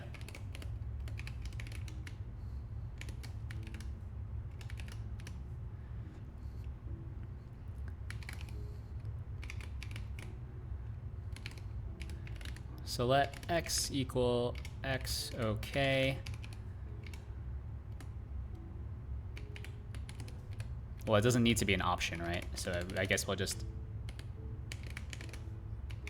It's an option?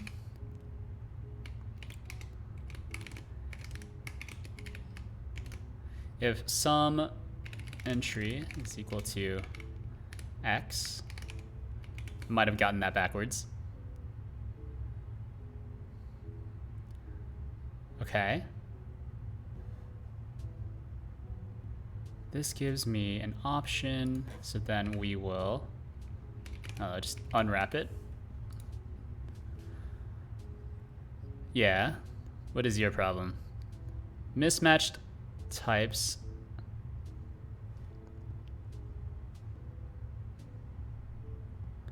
Oh. Hold on.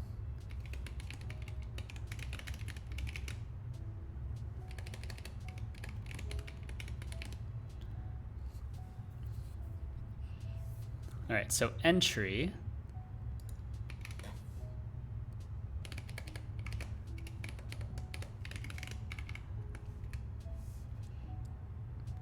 Directory entry. So directory entry, what do we got? Walk directory. All right. Directory entry type. I just want to have the file name.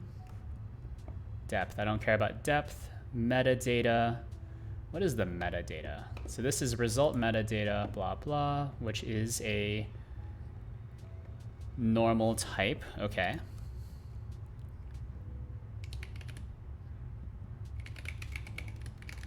FS metadata.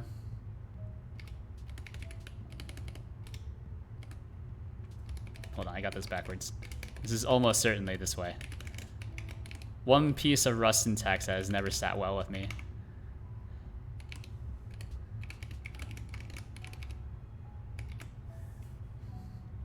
So result metadata, entry, directory entry.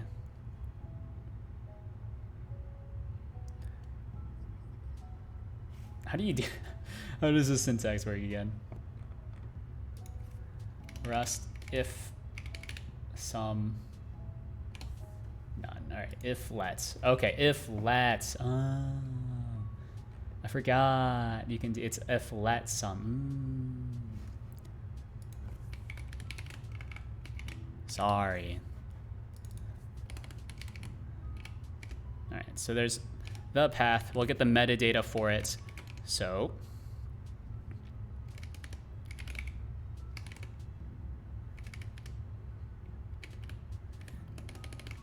not metadata directory. What do you got?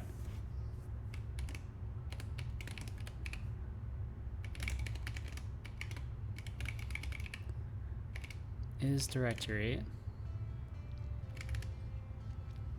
If not is directory, turn false, turn false. But then we have the metadata afterwards. So is file, we don't care. Permissions, we don't care. I think it's just the file name. Yeah.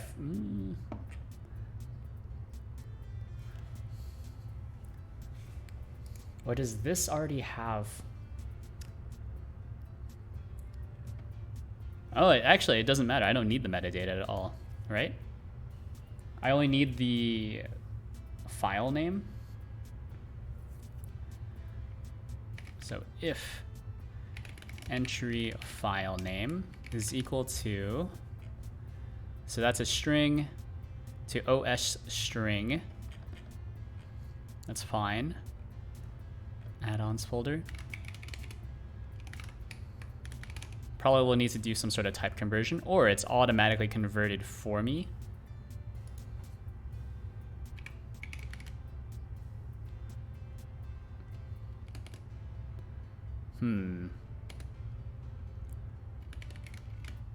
To stir.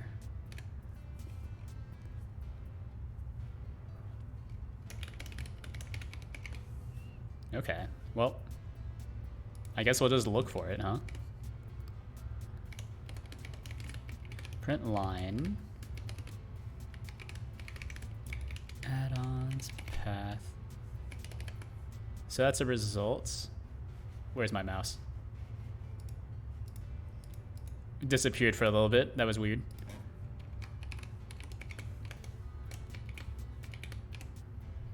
All right, so what do you got? Expected enum option found string. Oh, does this need to be unwrapped as well?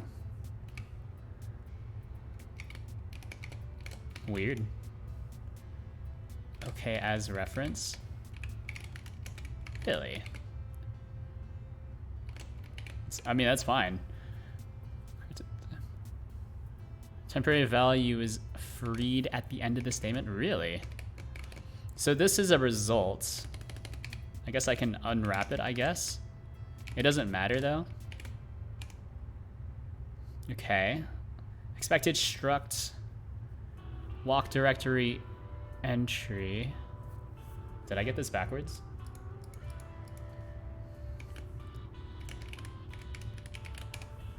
If let's give me this stuff again. Yeah.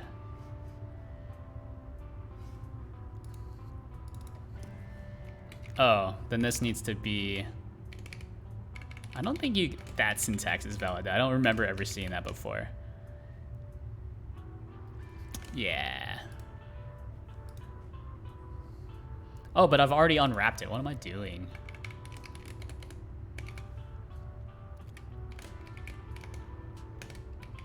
I had one get ready for some games and stuff. Thank you for their stream. Oh, no problem. No problem. Okay.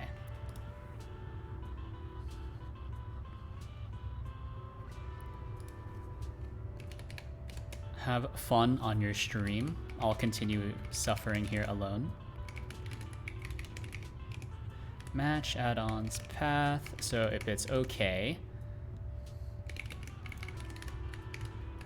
then what we'll do is we'll try to just copy this into the current Godot thingy. Otherwise, if it's some sort of error,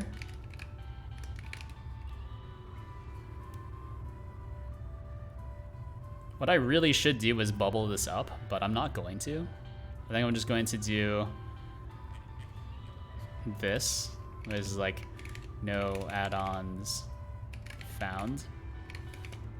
So this will be a potato error.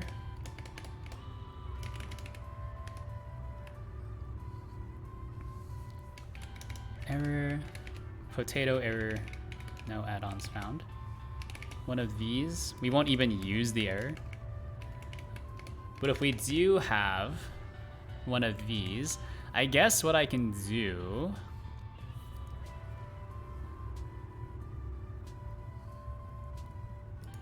Yeah, like this explicitly handles it, I suppose. So it's very slowly getting more and more nested, which is bizarre. Yeah.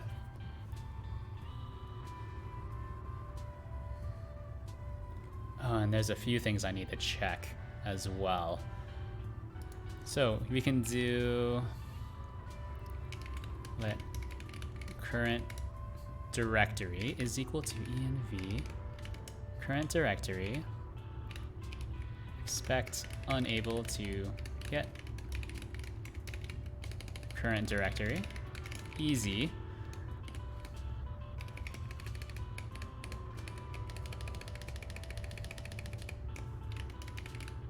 current directory. So that's a path buffer, blah, blah, blah. And then we can check this one. So if not path new current directory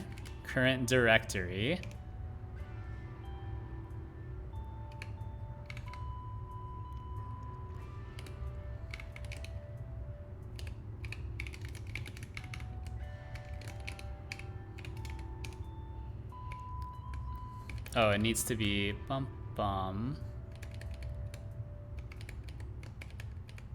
current directory join add-ons as path exists, then we should create it.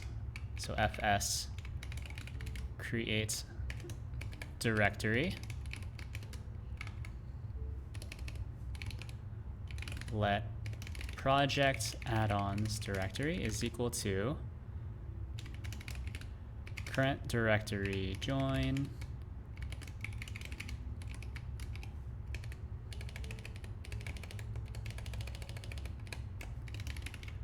project add-ons directory. So then we'll create this project add-ons directory.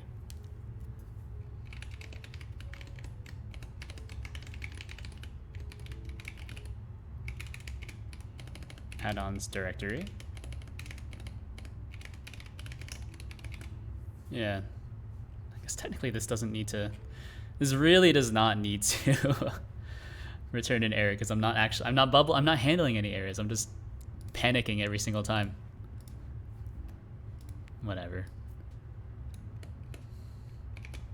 Yeah, so I've ensured that the add-ons directory always exists, so I don't need to check that. But since we have this, then we can do, this is the cloned path. So I need to clone whatever's inside of that add-ons directory path. So I actually need to walk it one more time. So how do I get the name of a Git repo? Is that just something that's returned to me via the Git interface? Possibly. So repository has, so if I still have the repository object, then I can just figure it out.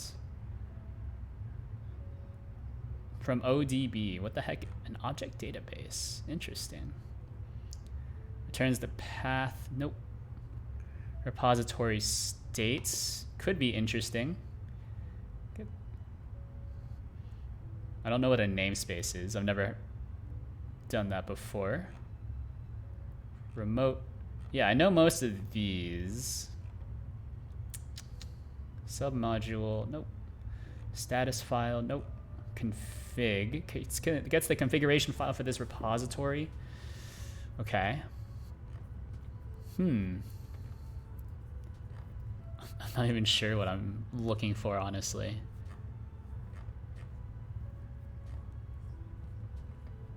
Because I don't think there is just like a name for your repository, right? I mean, I guess there is just the obvious one. But where else would you find the name? Where else would you find the name? Describes a commit? Absolutely not. Stash. Oh, this is, yeah, this is pretty much everything you would ever want, though. Interesting. Yeah. Repository state? Absolutely not. How do I get just the repository name?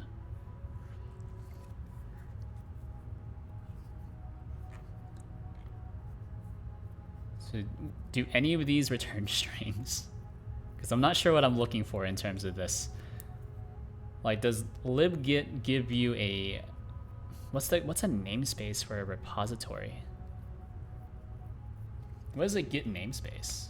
Git namespace. Supports the dividing of refs of a single repository into multiple namespaces. Interesting. I did not know that was a thing. You learn something new every day. Still doesn't help me though. How do I get the name of a Git repository?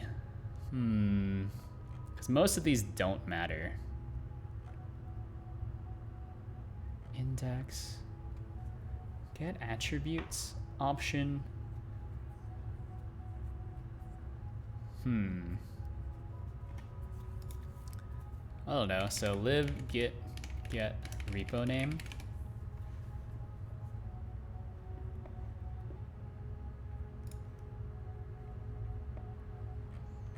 Okay, so this is using the C# library, supposedly. That's the branch name. I don't care about the branch name.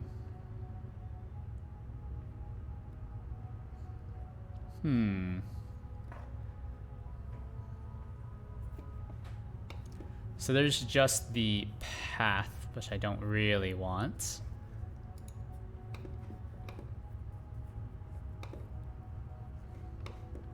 I think walk directory I've got a pretty good handle on.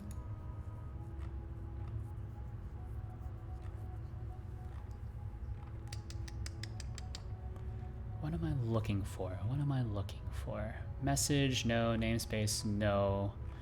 Remote, no. Do we have just like a name? No.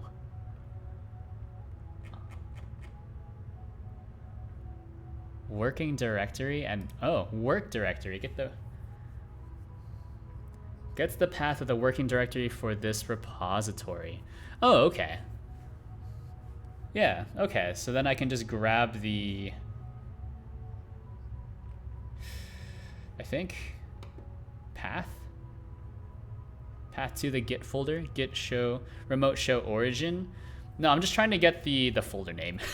And I'm very clearly trying to make this way too complicated because I already have because I'm doing the expected syntax is just this, right? So all I would need to do is splits and then just remove the .git, I suppose.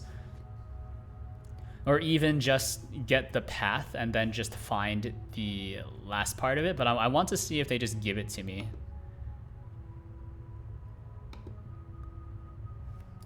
I would rather not. I would rather not have to do this.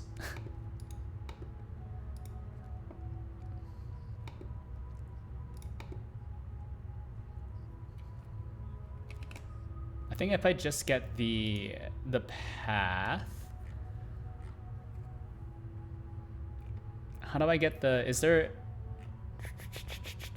file name? File component of the path, yeah. Wait, no, no.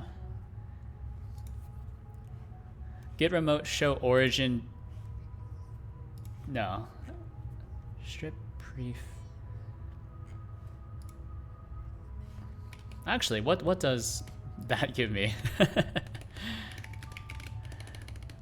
So this one doesn't have a remote because I haven't pushed it yet. This one does. So git remote.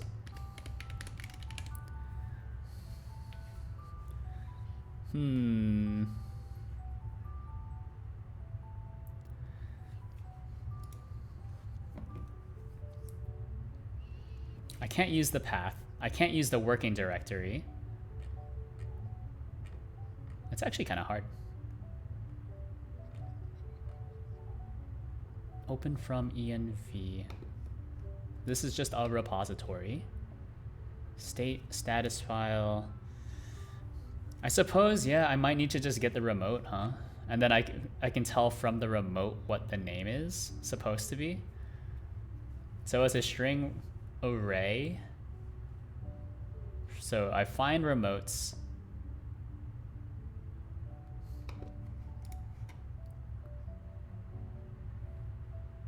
Okay. Just try to find the first one because, of course, there's only going to be one. So the clone's path is or add-on's path. Okay.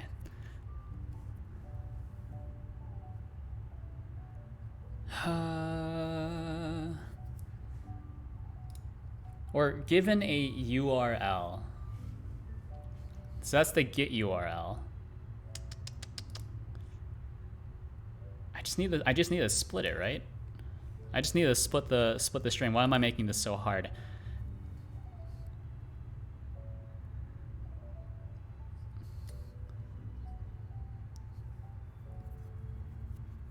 Or I'm thinking, because the hard part, right? The hard part is once you clone the repository, where is it? Here.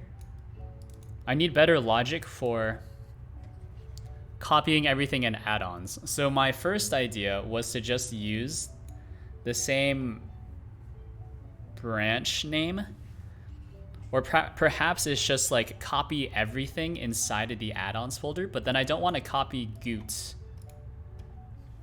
So I'm thinking about it. I'm thinking about it.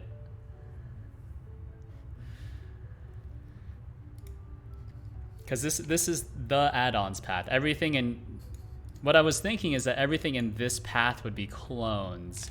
But then I guess that would have to be like an additional argument. Subrepo maybe? No. How do I add a sub-argument? Or how do I add a flag for an enum? Let's check that. I don't think that this is exactly what I want. So there's, I guess there is a markdown, but I don't want markdown. Get derive, args, stuff to add. Okay, external subcommands. No. How do you do... I don't know, how does Pac-Man work?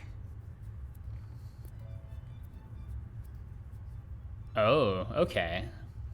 So this Pac-Man example is using the builder, not the derive. That's kind of tough.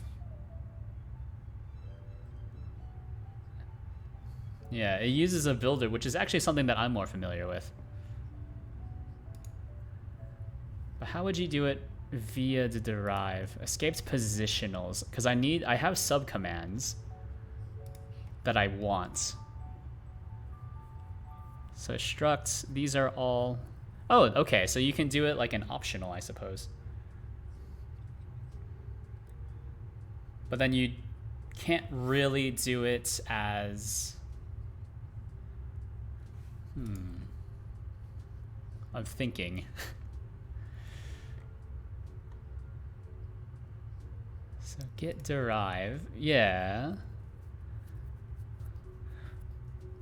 Oh, okay, clap required.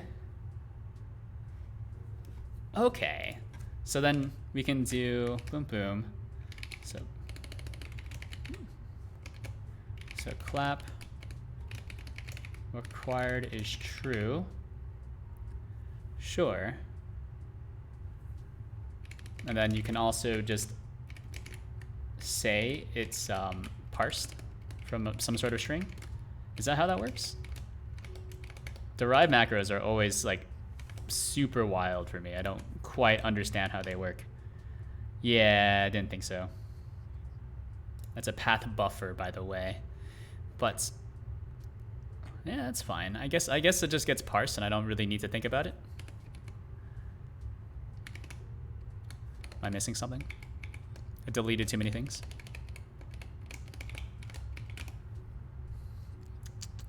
Okay.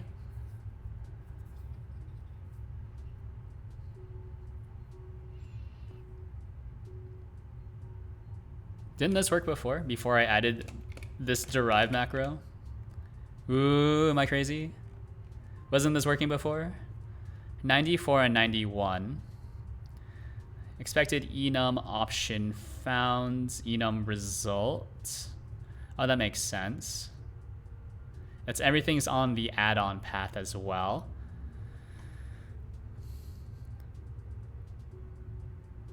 I thought okay was for, yeah. So this is, oh, it's an option. Oh.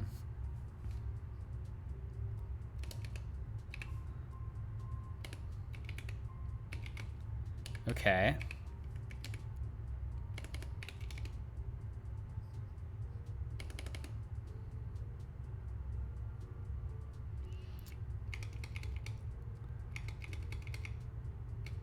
Why is everything just an option though?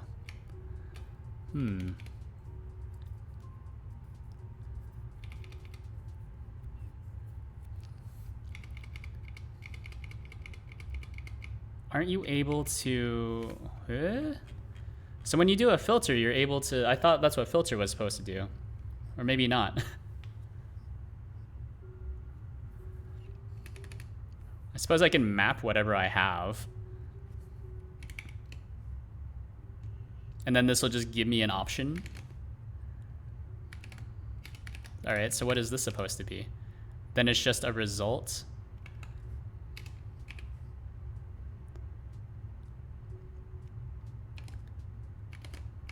No add-ons found.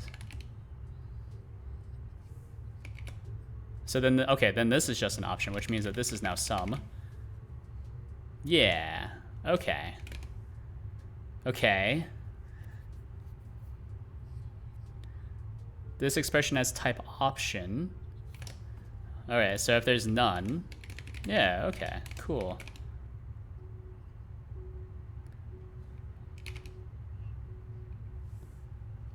So now there's an add-ons directory that just kind of got created since I ran it in the same repository.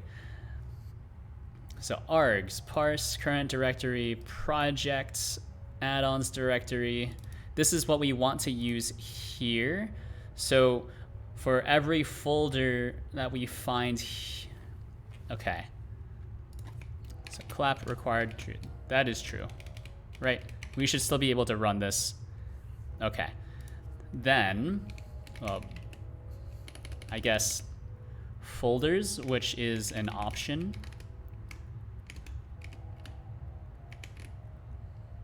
Or optional option. How did they do it? Or was I just hallucinating this? Where you can have an optional, some of these can be optional, right?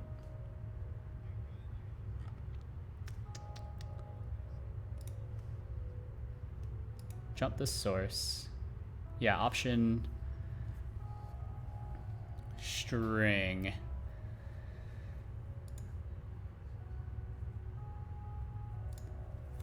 An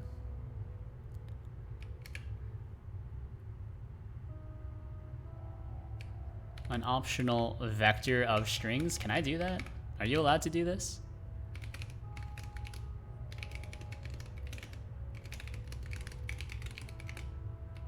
Is this valid?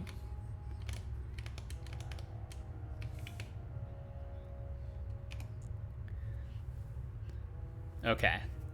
Oh, yeah, right. So now it's missing folders.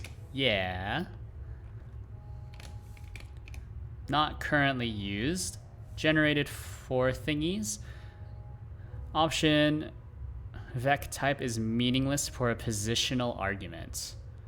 Is this true?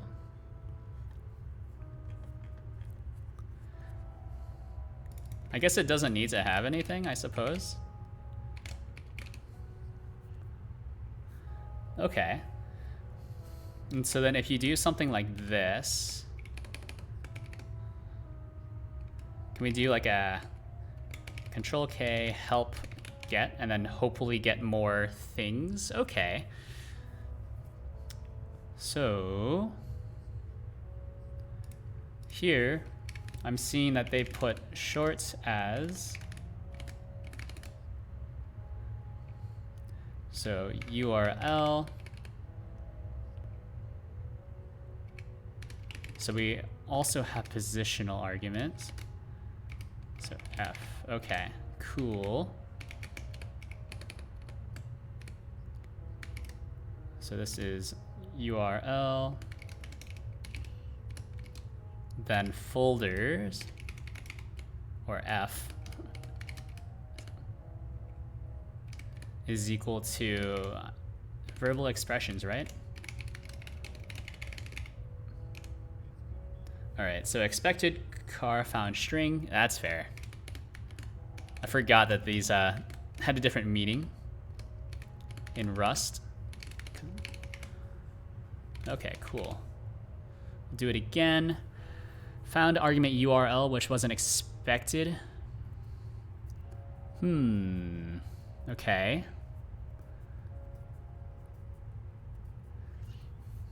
Don't these need to be positional then, or are these only valid for structs? Or is it if you provide an enum, then you need to? Or how do you make this work with enums then? Where is the? Where's the derive reference? Maybe I just want to use the builder. Magic attributes, name.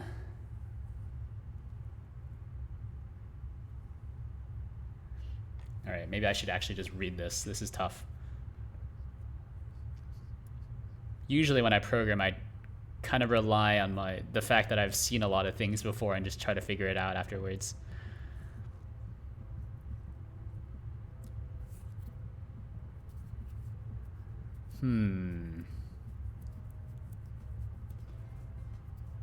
As long as method name is not one of the magical methods, it will be translated into a mere method call.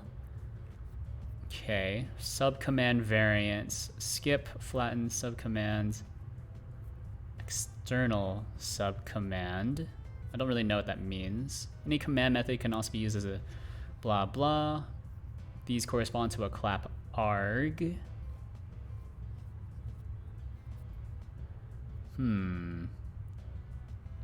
Delegate's definition of subcommands to the field must implement subcommand. Yeah. Parse the value using arg enum.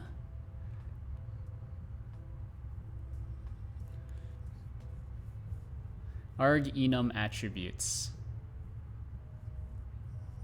Possible value attributes. I need an example. I need an example. I'm reading all this, I'm just not getting it. I'm just not getting it. Is there a... I think this get thing, this is probably good enough. Most of these are probably almost certainly good enough. So we'll just close everything and hope I don't need it later. Move this back down here. Off screen. So let's think. Rust clap apps. So what applications or what projects use clap? Who's using it? I need to look at someone else who's using it because I don't quite understand how to use it.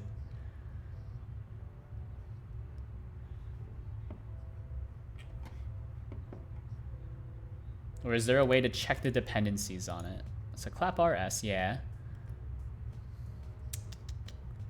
Insights, dependency graph. Oh baby, okay. So this is used in, I guess a few things, I suppose, huh? Garbage. Dependence, okay. Rust projects using clap.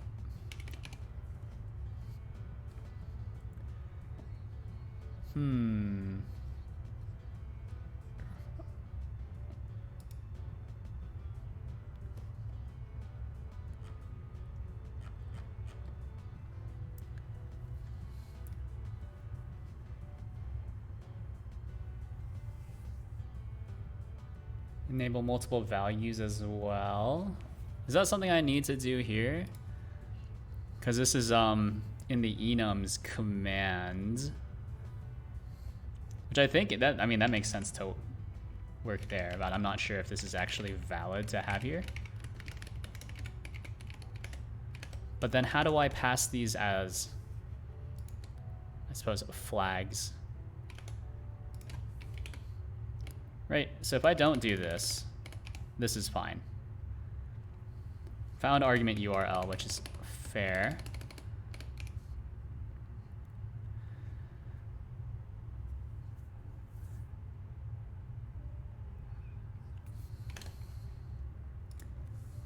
Or can you have multiple short arguments? Or is it like short long is equal to one of these? Is that how you do it? Oh, that's not even it. It's the wrong one. Long URL. So if you don't do this, yeah, then you're missing the argument type. Right, so that's okay. And then what you can do is long is equal to folders. So that's still okay, but then I should also be able to pass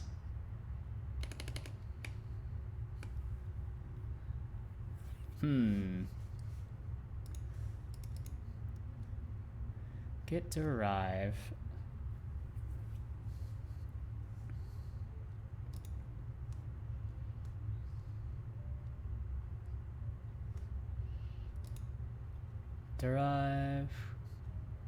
it's custom bool, true or false? No, these are all just structs though, right? Derive clap types.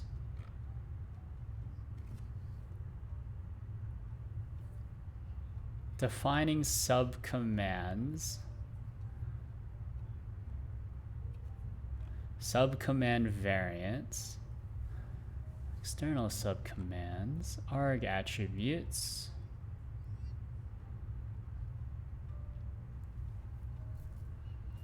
From global, we can try to parse it, but I don't need to parse it. Default value.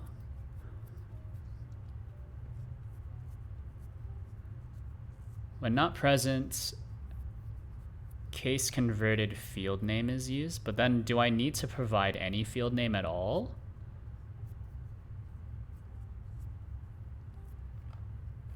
Or I suppose, like, what happens if you don't have the second variant, then this is fine. Oh, because then, okay, hold on. I'm just poking at it. Found an argument which wasn't expected or isn't valid in this context. Is there like a name not needed?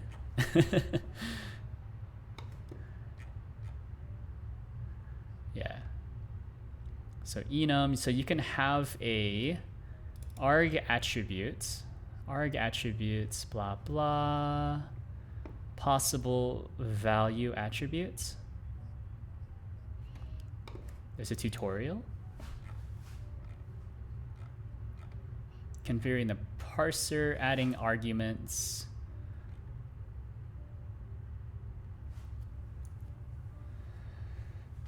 Okay, flags are switches that can be on or off. Sure. Options, flags can also accept a value. Yeah. Values by their position on the command line. What's your reason? Sub command is what I want, dude. adds files to my app. But yeah, I need something that is... I need multiple. I need more than one. You can use a struct per your subcommand. Can you?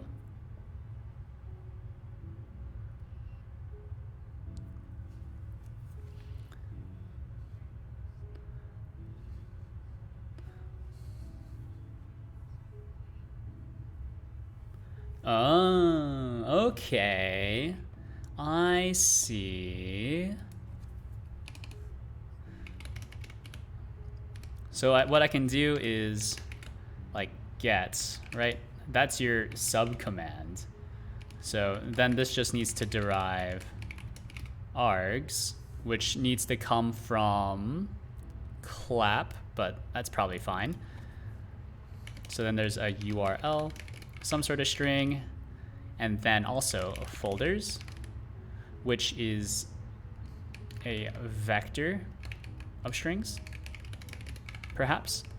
And so then I can take out all of these. This is now just get like that. Something like that.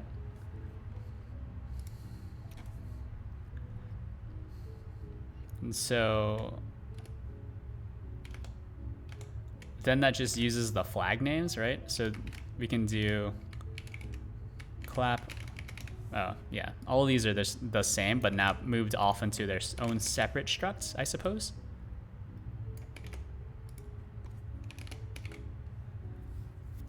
Yeah.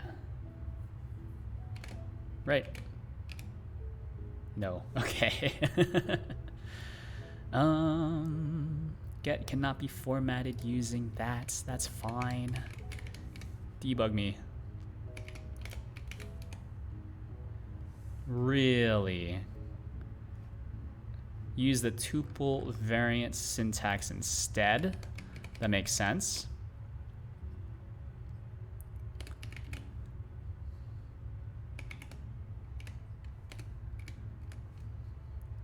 So then this is G. I mean, it's a tuple, right? All right, undo me. Comments, please.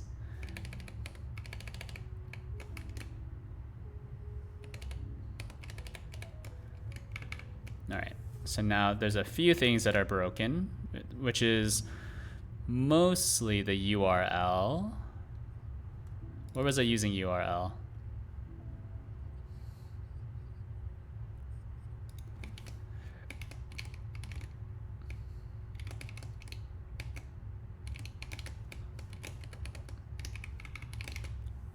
So that's the URL, which may or may not exist. This will always just be a vector, but it's not actually necessary. Okay. So, trait from argmatch is not implemented for get. Derive args. Did I not derive args for this? The trait bound get clap args is not satisfied. Clap args is not implemented for get. That's not true. Because you can do this, that's fine. Or is it because of the comments? I really hope it's not. Okay, good. It's not. Confirmed. Alright, so we're matching against the command.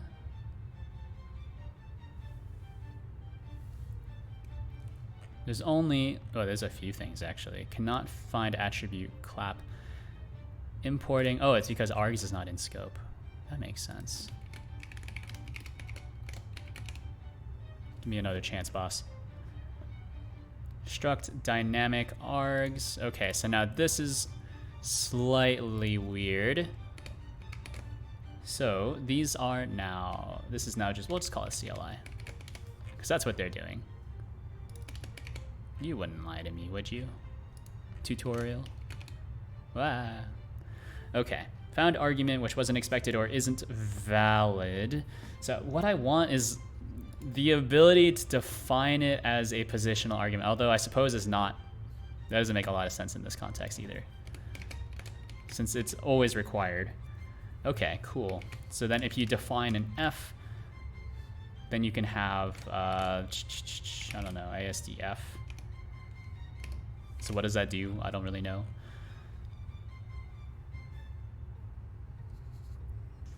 Yeah, I mean, this doesn't really help at all, right?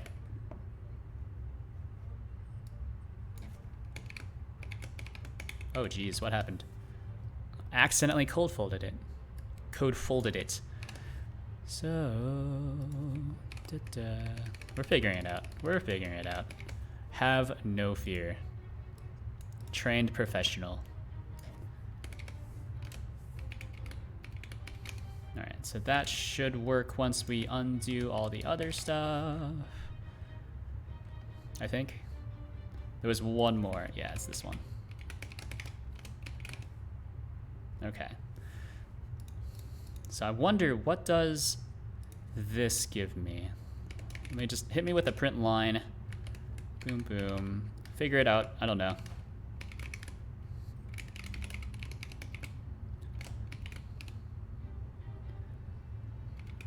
All right. So there's your vector. But then how do you pass multiple?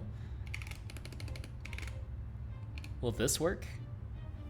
No. How do you pass multiple arguments? Is this how that works? Oh my god, that is how it works. I hate that.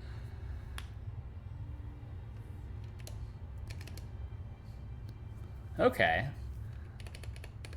Okay. Can you also do... I don't think that's valid. Yeah. It wasn't able to parse it.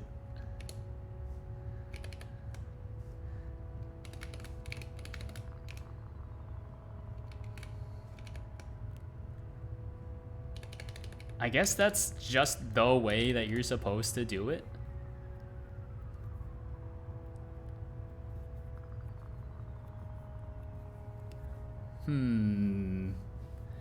That doesn't feel right, though. But I suppose it's okay.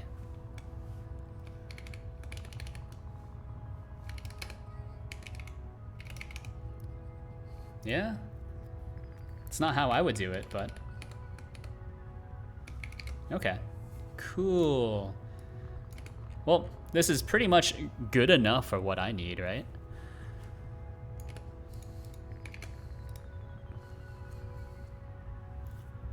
Wasn't there one more thing? It's like list this thing last.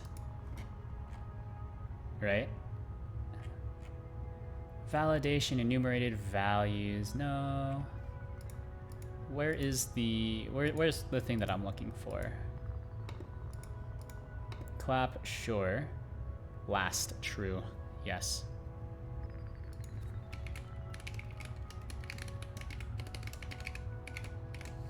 Okay. Doesn't make a huge difference. Besides this part, but that's fine. Yeah, it's not able to figure out what this means. Oh, interesting. So thread main, folders has both a long and last true set. A long? Wait. You're not allowed to do this?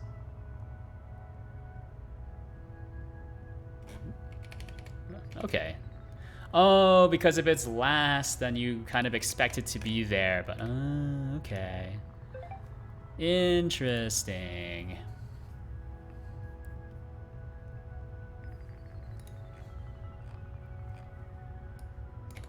All right. Well, that's pretty much exactly what we want. Now we just need to do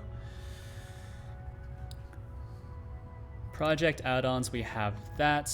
We also have the URL that we'll need to split and then grab the directory. No, we don't need the directory name.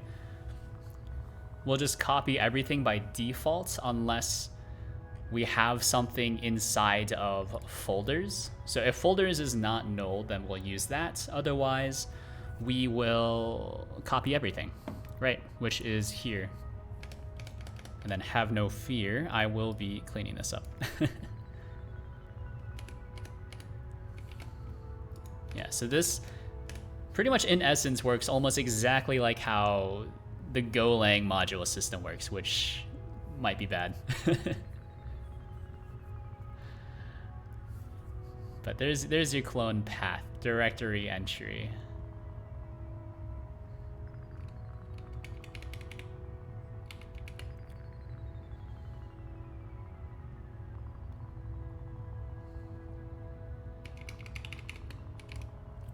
So if you have a clone path, then we'll do that's your add-ons path, and then we need to copy it back to your that thing. So Rust copy folder. How to copy a folder recursively in Rust, blah blah.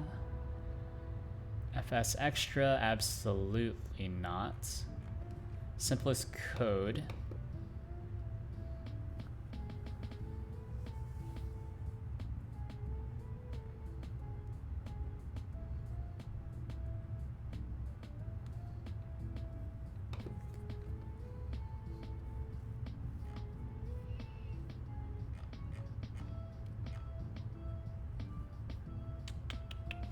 Is there no way to do this recursively? I'd rather not do this. Is there? Oh, there is no way to do it, huh? There's only FS extra, which apparently is kind of suspect. Has 122.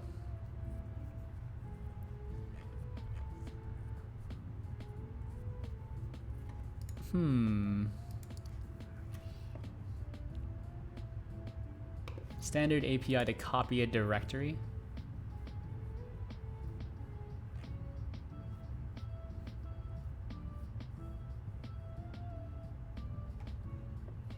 Yeah, I can't do that. How do I do all of this?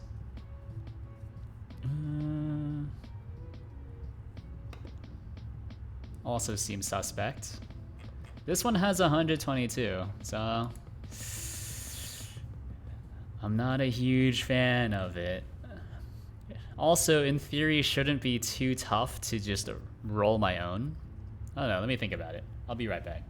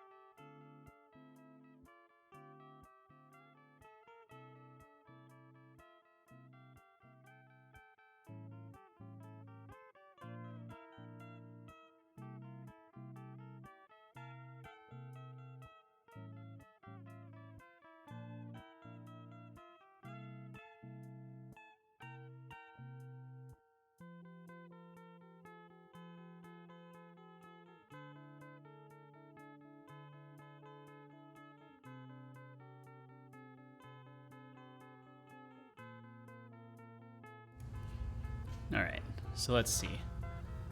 We have everything here. I don't need to walk anything here, that's fine. This is kind of gross. We'll clean it up later. given this, what I really should do is like break this out into something completely different.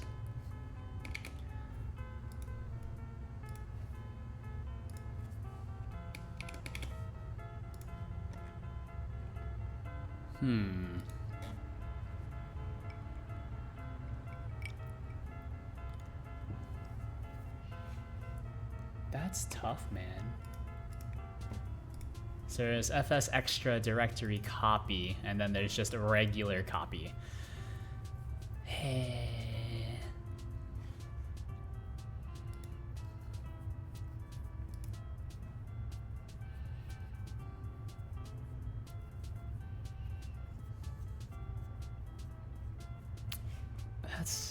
I don't want to use this, but I think I'm going to have to. Alright.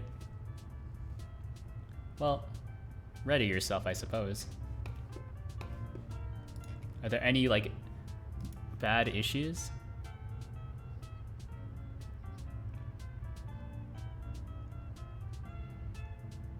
Exclude, make a point release, some questions.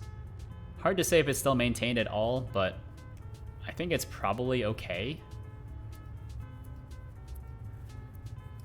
Recursive copy semantics are very unclear.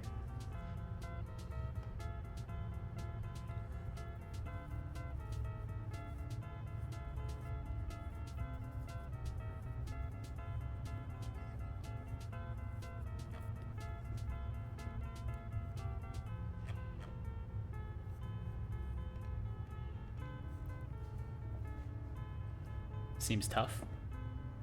I guess I'll give it a try. I'll try anything once.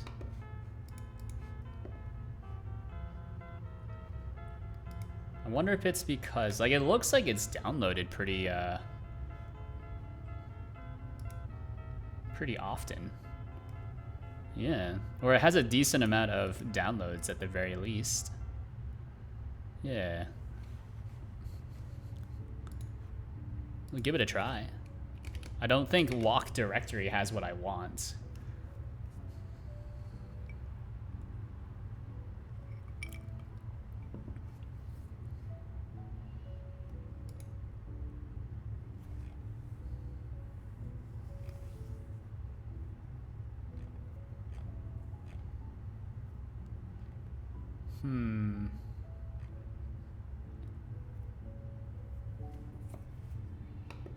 That one uses a syscall trait. That's absolutely a complete non-starter.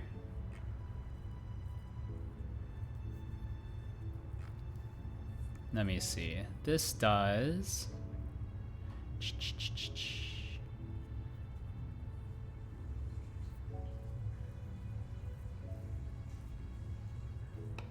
Where is it? So there's directory copy. That's what I want. And then, so it must be P2Q with copy options. What are copy options? So there's overwrite, skip existing. Okay. So I guess there's also a few other things I need to check. So I need to check to see if the URL that we are... I need to add a check. So check if...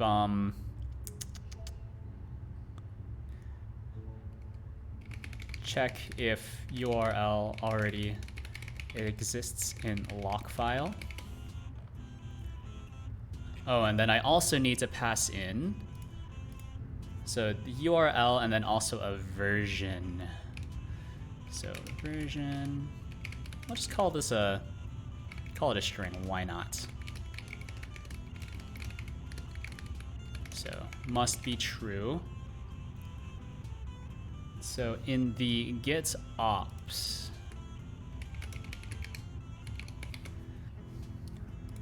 well, not get ops, but where's get? Okay, so Rust, get library, get to docs rs, lib get to bindings. doesn't quite work on OS X. That's fine. How do you clone? Yeah, so it's from repository. So clone, and then there must be clone options, right?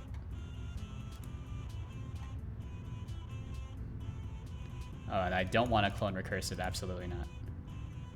So, oh, this probably needs a repo builder, doesn't it? If I want to pass in a specific tag. Okay. So tag, tag, tag, clone. Or maybe I just need to check out a specific tag. Or does it go with fetch options? Including callbacks. So there's fetch options.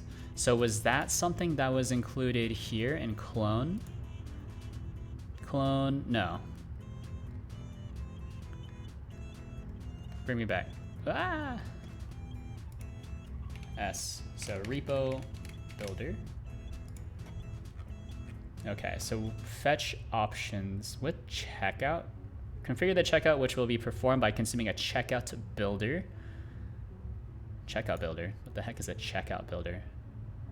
So force, blah, blah, update only. Use hours, yeah.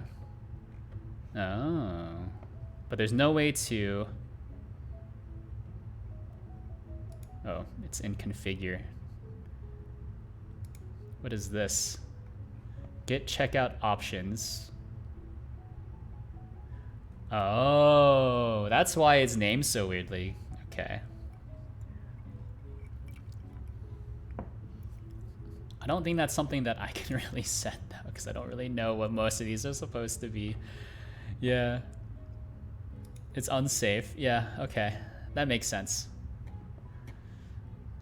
Is there a better way to do this then? We just undo, clone. This is repo builder still. Remote create fetch options, which will control the fetch, but we're not doing any fetching, we're just cloning. Fetch options. Yeah, fetch options. So remote callbacks, no. Download tags. Default is auto follow tags. I guess I just need to,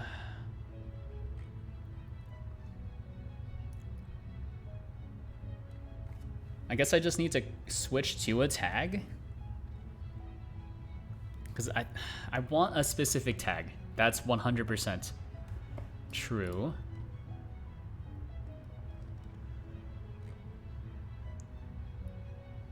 That's tough. Like, you can check out to a tag. I know that. At least in the CLI. Config. Get the configuration file for the repository. It's not branch, is it? Create a new branch? No. Checkout. Checkouts. What? Tag. Give me anything that has to do with tags. Tag, yes. Create a new tag, no. Find tag. That's an object ID, yeah. Check out. Who?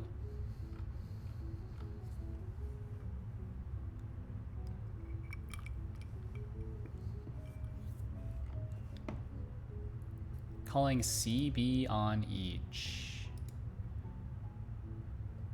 Object ID, sure. What is CB? Is this implemented by any of these? What is CB? CB. No.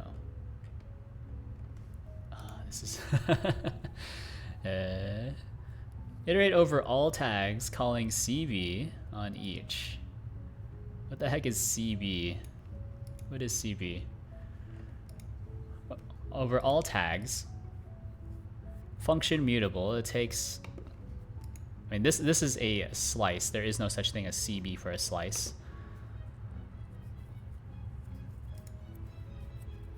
List of all tags. Optional function match pattern can also be specified. Look for a tag object from bytes, hash object as bytes. Well, this isn't what I want, because there's no point. How do I check out a tag? Can I just, so these are like checkout head, no. Checkout index. The index is none, the repositories head. Tree-ish, object, option, index. Optional checkout builder? Yeah. This is tough. Add a path to be checked out. No. like I know what I want. I know how to do this in Go as well.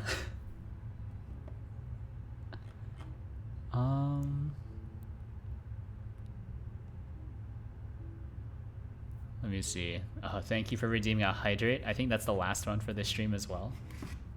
That's pretty much the end of my water.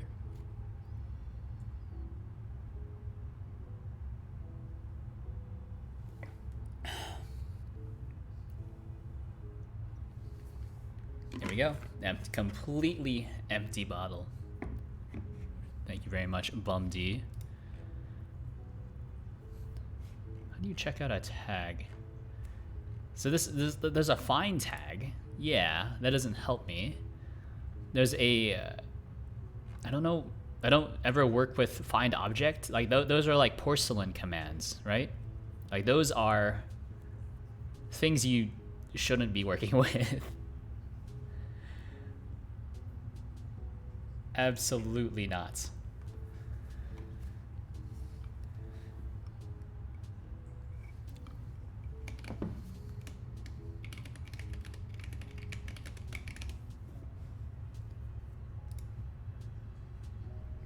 So, want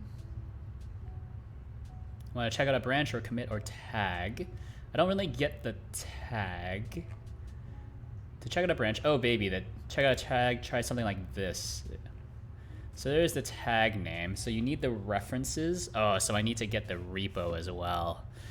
Oh, good.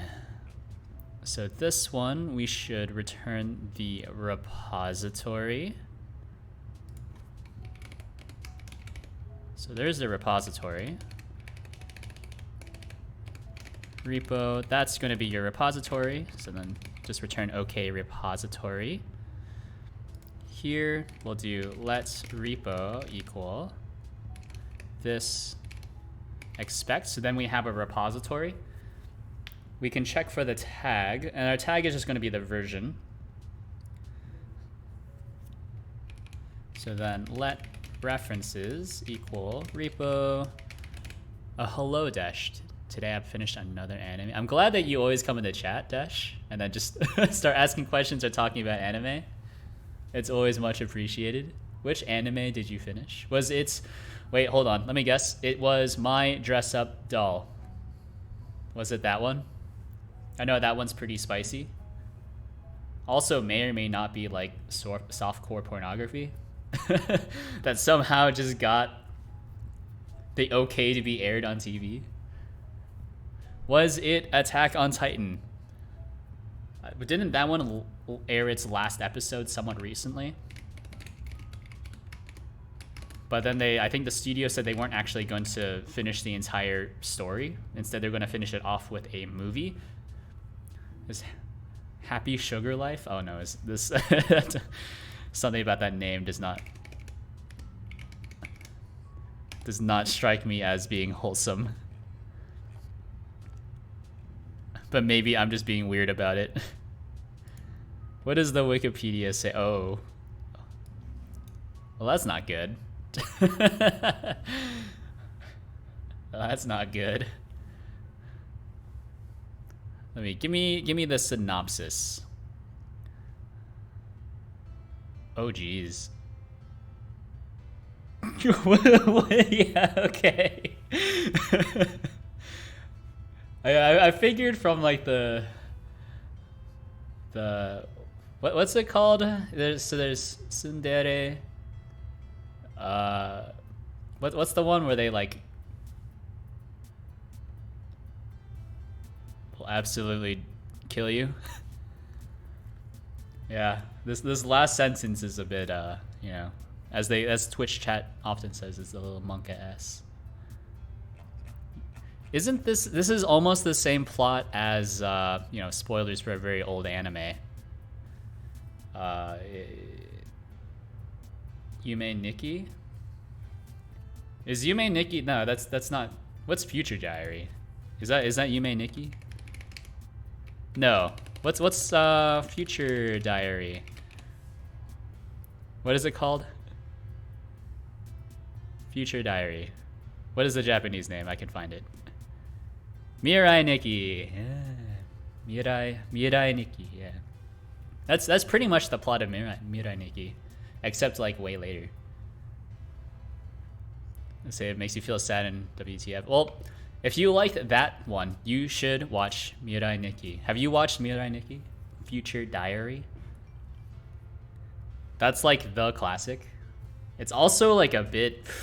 Ooh. there are some scenes in there you should not watch with your parents around. Even more so than usual.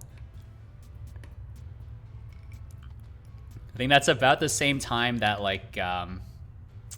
it came out about the same time that like Elfen Lied also came out. I've seen both of those. Elfen Lied, very edgy. Apparently the manga is like even more edgy.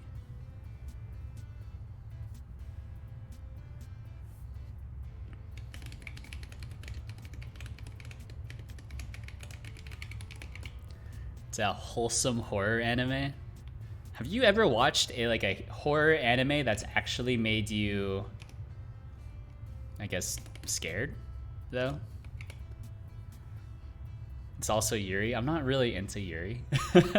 Yuri is a bit, that's a bit too much for me, but, you know, if you're into that, you're into what you're into.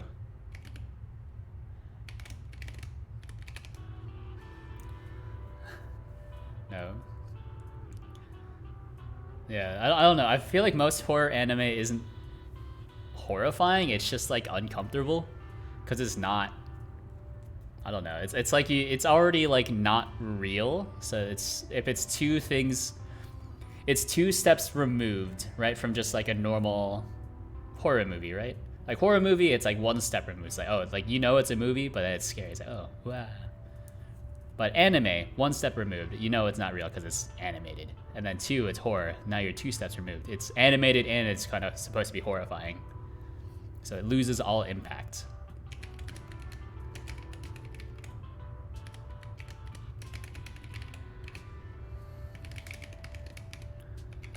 Character is 16, her couple is 5. Her significant other is 5.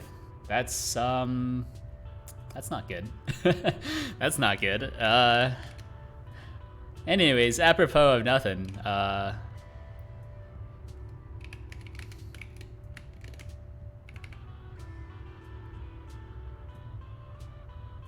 do you have you watched Boku no Pico? Am I allowed to mention that on Twitch?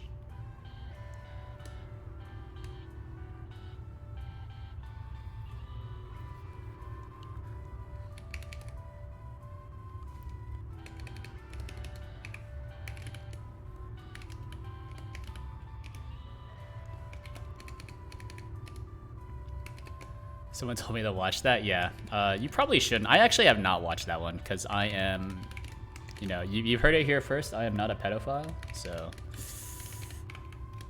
that's why I will not watch that one. I should watching School Live. Someone told me I should watch Happy Sugar Life, and that's what I did. You should watch Another.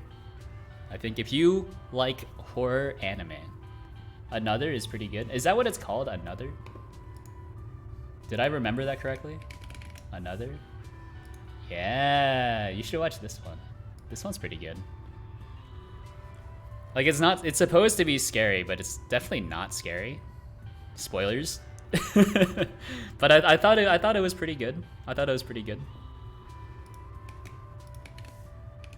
What did I rate this? I think I also gave this a rating as well. I gave this an 8 back in 2017. Back when I guess I was still watching a lot of anime.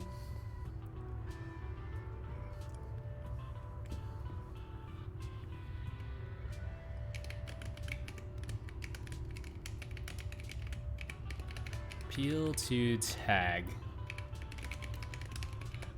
Have you heard that Toei got hacked? Did they? What did they lose? Toei and what were they working on? Did they only work on One Piece?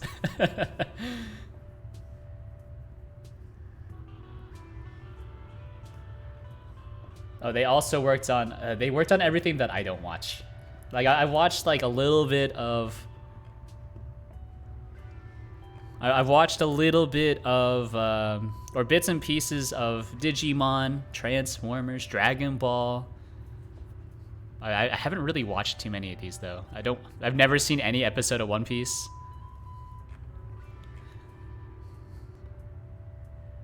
Yeah, I'm not familiar with most of their work. Because this is the time where I was really not allowed to watch TV. It's one of those things where, like, when I was growing up, I was not allowed to use electronics for most of my life. Except only on weekends from 7 to 7, which means 2 days. So 7 a.m. to 7 p.m. I was allowed to use electronics. Otherwise, it was only using electronics for schoolwork. And now look at me now. I just spent all my time on my computer. Good job, parents.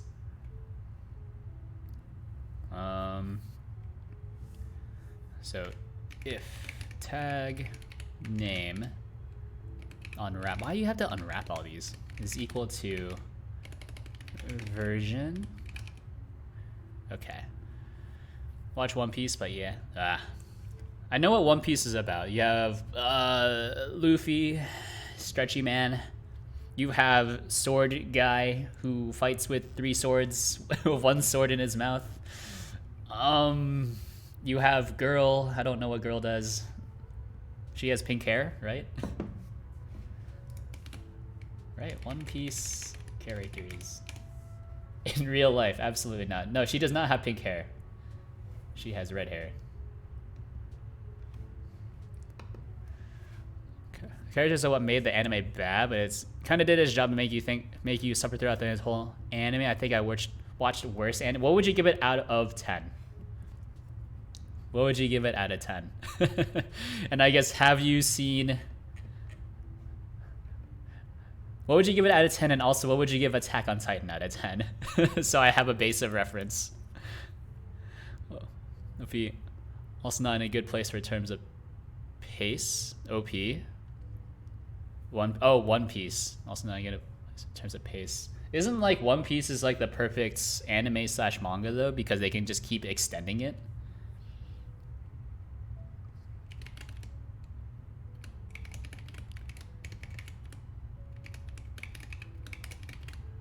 Target unwrap ID. I don't like what this is doing, by the way. This seems very bizarre. Oh, I see what they're doing. I see. This is a really weird way of doing it.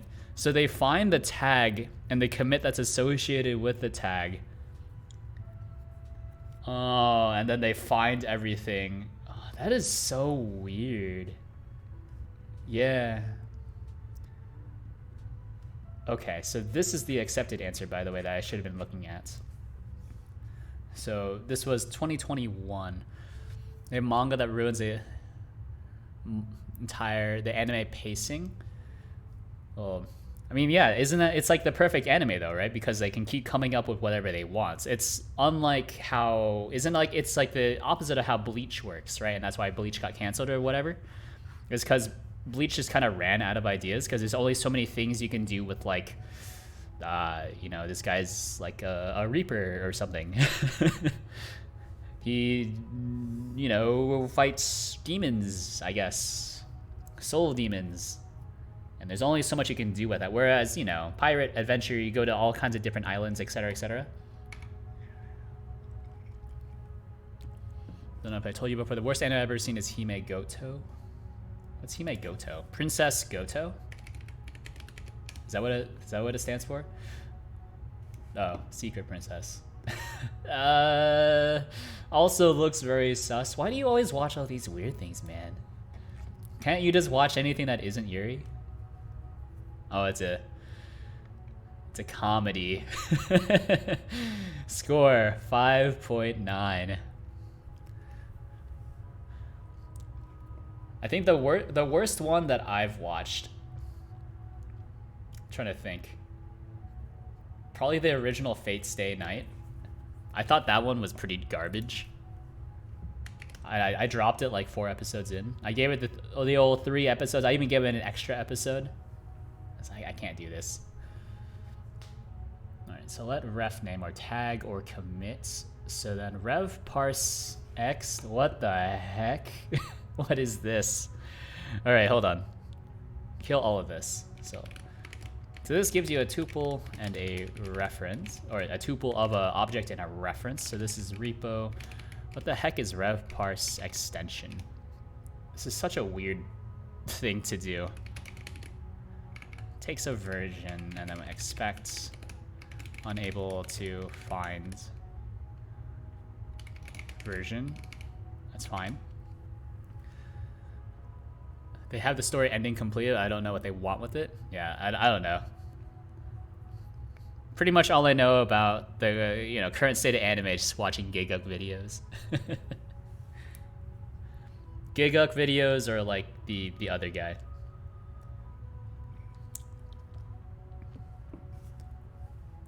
Like the one YouTuber who also makes video essays with Wolf in his name. All right, so we'll do repo. Because I don't watch those types of animes. I like innocent comedy animes. Those animes are the complete opposite. I like anime that makes me feel something, you know, which is why I don't watch it anymore. Because I'm dead inside. Can't feel anything at all, etc., etc.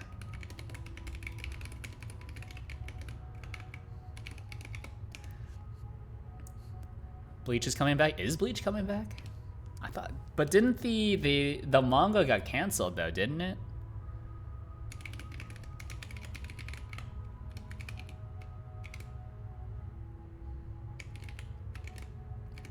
So this is a gref. I don't know what the heck a gref is. Repo set head gref name unwrap unwarp.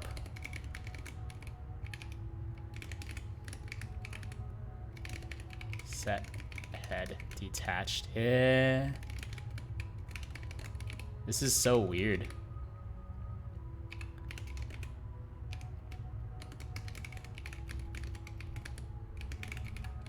Like slice of life animes, the opposite ones have at least a plot. You like moe animes with a plot, watch School Life. I'm not really into like slice of life, sorry. I think the most slice of life one I've watched, the most pure slice of life anime I've watched is, I watched K-On! On recommendation from a friend. I was like, this is like, I get what it's going for, but like, no. I've watched what's it called? The one with the popular song and Clanad. I've watched Clanad. That one not very good. I mean, the season 1 not very good. Season 2, the first half of it not very good. But that's because the entire thing is just set up to make you feel like very, very sad. I think that's when I was like, man, it's starting to get me bad. Please stop. Please stop. Because of all the backstory, like, oh no. You set everything up. I was bored for most of it, and now I'm about to just absolutely like break into tears. That's probably like the one anime that almost made me cry. It made my eyes water a little bit, let's say that. I think a School Live isn't a slice of life. What is School Live? It sounds like a slice of life. I would recommend Clanad if you have not watched it. Spelled Clanad. Don't know how delayed my voice is, but that is, if you like slice of life-ish kind of stuff, it's really good. If you like to feel, you know, that go on a field trip, as they say.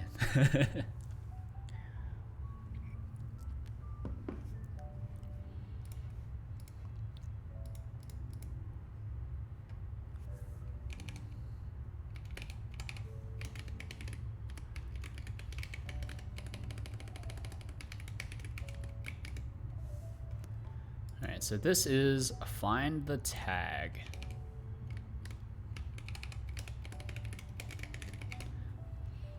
People either love Clan or hate it to bones. Check it out.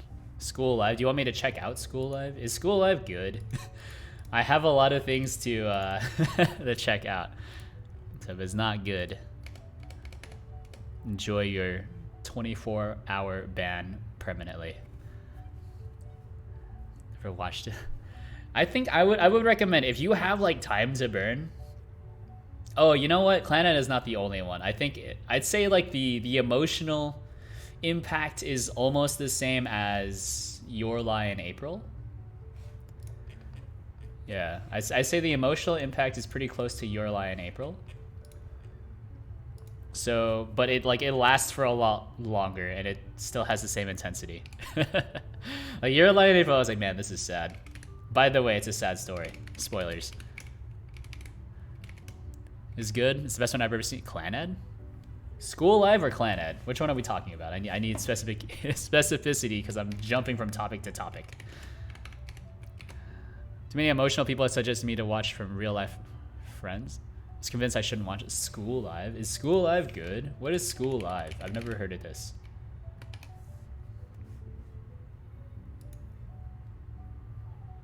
It's a manga series, sure. But then I'm assuming there's also a... Wait, this is serialized, and then there was an anime. Alright, let's try not to read any of this stuff. Media. Anime. What does it rank? It ranks 7.5 out of 10 on my anime list. So that's is not boding very well for it so far. Because my anime list skews pretty hard to like, if it's broad appeal, it's like it's like a 9. Otherwise, it's gonna be pretty low. Talking about Clannad, School Live. You know, I'll add it to the list of things I should probably watch at some point. The problem with anime is that I need to watch it with. I refuse to watch it as like subs. I must watch the dub, which means I need to actually focus on it, which is kind of a pain.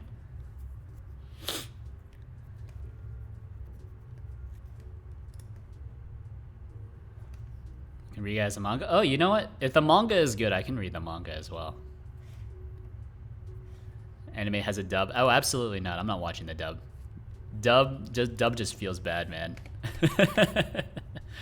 Absolutely not.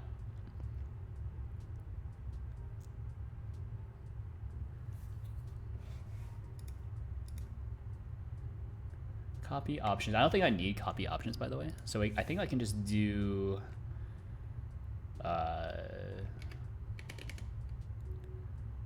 copy. We'll copy cloned path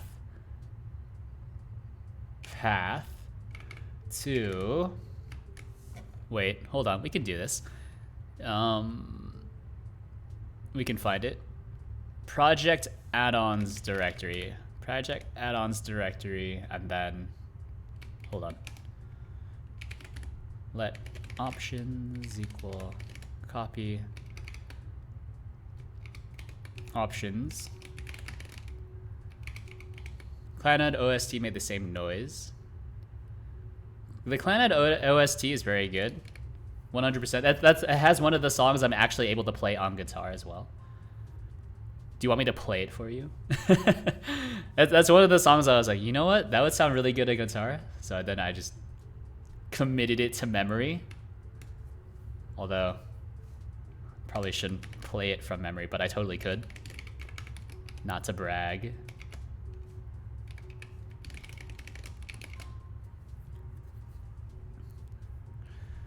Did read it after the anime. I've read. Have you seen Re-Life?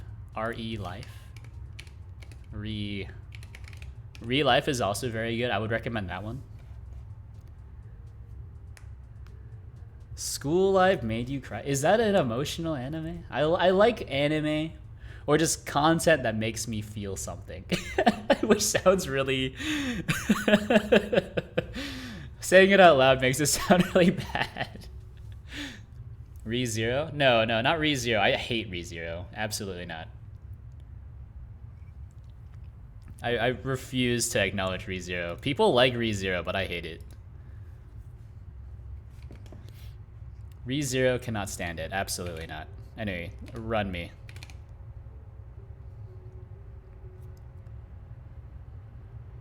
Although I guess ReZero is one of those animes I just don't understand. Like why people like it. I guess God, I absolutely hate this guy. Which I guess like you are expected to, you know, that's something that's expected, I suppose.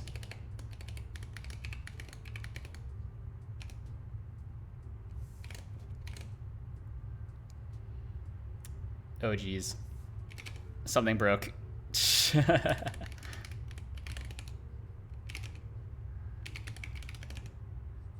Oh, it kind of worked as well. So it needs to be everything inside of the add-on start date, by the way. So let's see. It's extremely sad. I don't know why people like it this much. My physiological part is decent, but it's still weak. Yeah, like the thing that annoys me the most of it, if we're talking about ReZero, I'm not talking about ReZero, by the way. I was talking about Re-Life. Re-Life is totally different. Re-Life is kind of like reincarnation, but there's no actual reincarnation. It does involve drugs, though, which, you know, I guess you're against that kind of stuff.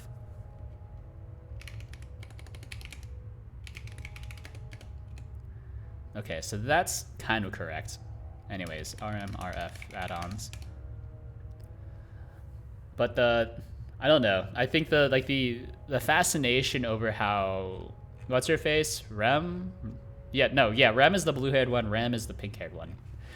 Yeah, because I remember I used the Ram GIF thing in Discord a lot. Like I thought like you know, being able to reset back to a point, that's interesting, but it's like it's so much melodrama about like, oh, I don't want to die, blah blah blah, and then it's like, oh, like I love you because you solved my problems for me. And I was like, it doesn't make any sense though, because she does not remember any of her past lives. Only you remember your past lives. Spoilers. Isekai animes have run out of ideas. The next one could be something like reincarnated as a vending machine. About reincarnating as a vending machine. Yeah, isn't there's a one about like reincarnating as a vacuum cleaner?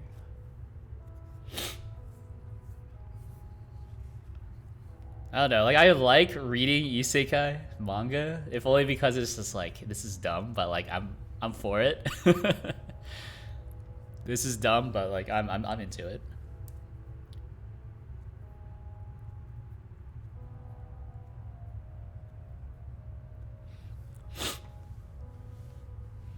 Okay, so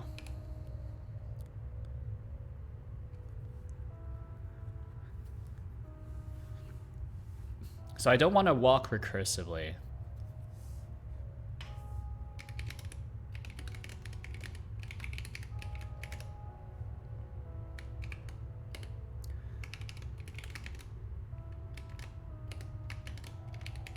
Clone path.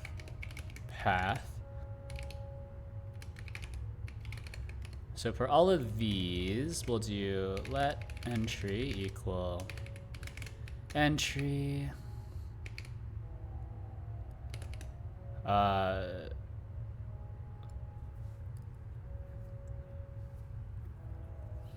Wait. life with an ordinary guy, I feel it might suit you. Yeah, if you want like a good isekai, I'm trying to think of a good isekai. I don't really know one. I don't really have anything off the top of my head. They're all kind of the same to me. The plots kind of blend together. I know that there's one that's recently got an anime adaptation. It's about like it's like an isekai, but like it's like a comedy isekai. So it leans really heavily into like this guy knows that he got isekai'd, so he like, and like he wants it to be isekai'd, so he is just making everything up, and then everything is just working. Spoilers. So my is instead checking out animes out of the ordinary stuff. Isn't that have you watched Evangelion? Have you watched Evangelion?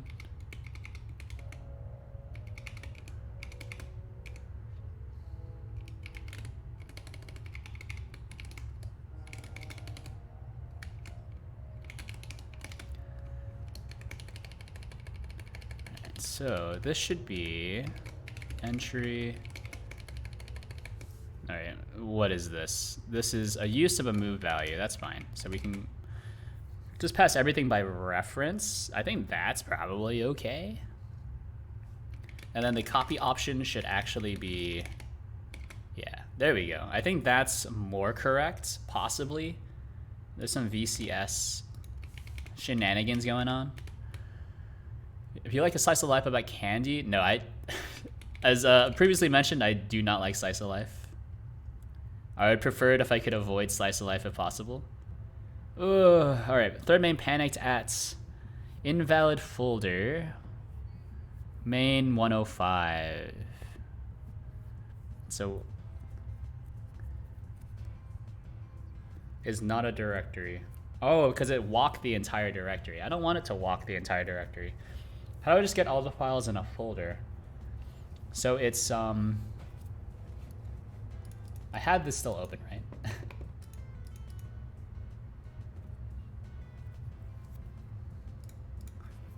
Rust get files in directory. Get all files in a directory. So in Python, you know, I could just write this in Python. I could just write this in Python, but I really don't want to.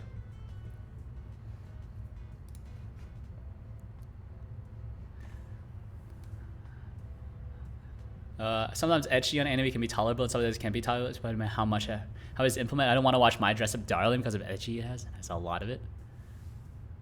I like ecchi. I don't like sexualized females. So you like ecchi, but like with dudes? Question mark. I guess that's. Yeah, I guess it's okay. You know, if you're into that, whatever you're into, etc., etc.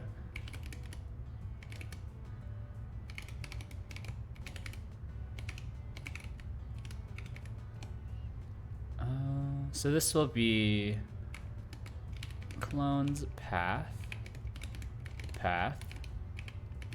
unwrap, into iter. Just absolutely beautiful.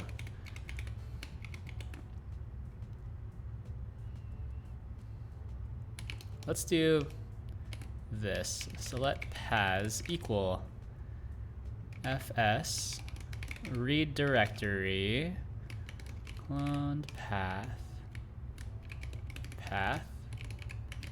We'll just unwrap it. Easy, and then we'll just do this. Paths. So iterate over this. No, ecchi is fine because it's obvious. So darling sexualizes young people. I don't know why people like it. That's fair. That's fair. I did see that one the one clip on Reddit where it's like, ooh. There's a bit too much sexual tension in this, and also I'm an adult. So like it's making me very uncomfortable. Like, no, I get it, but also please stop.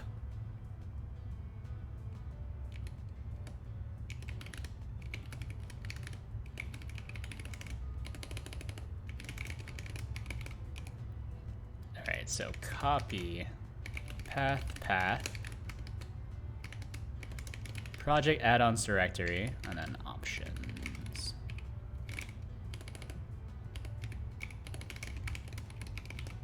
Something like that.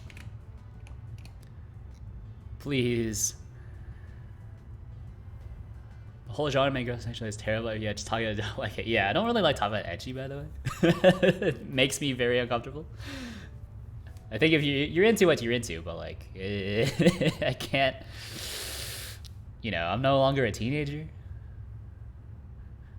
I guess if you minus 10 years from my age, I would be a teenager again. Spoilers, I'm in my 20s. There's a 13-year character to get ecchi on the show.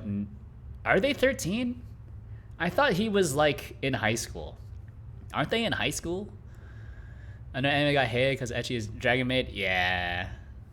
Anything that's like they're actually 1,000 years old, you don't understand. They're a dragon. I don't. I don't think that means what you think it means. Thread main. We weren't able to clone it, which maybe makes sense. We'll run it again, I guess. Send me. 121. Access is denied. Unable to remove temp directory. 121? Really? So like that's pretty close. Was it because it's still open, so I need to actually close the path? I mean, that's pretty much what I want it to do. And then what it should also do is create a like a lock file. So whenever you use this thing, right? It should look for a project.godot file. So let's see. Let's do project file. Godot project file. So const Godot project file. Like hero healer is a bit catchy besides being despite ecchi. What's hero of healer? What? Oh, let's not close this one. I actually need this one. Hero of healer. What is this one? Redo of. Oh, are you talking about redo of healer?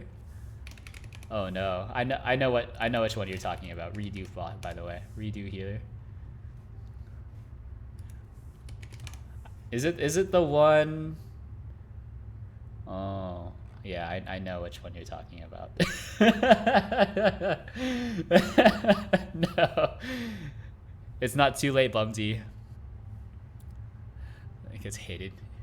Programmers copy other people code. Yeah, 100%. I mean, that's how I've been figuring this out. As I look at their code and then just run it and then try to make it fit within whatever I'm trying to do. Yeah, redo of healer. It's not too late. You can switch your path. This one got an anime adaptation. This one is like, that's weird. Okay, so isn't that cheating? What do you mean it's cheating? I think if I wasn't allowed to use Stack Overflow at work, I would just quit. Find somewhere else to work. It would be way too hard to do this stuff without like looking up stuff, right? I think that's the common misconception, is that you just know how things work just by like reading documentation. You could figure it out from just reading documentation, but it's gonna be very tough. It's gonna be extremely tough. Like I think what I'm really good at is figuring things out from like the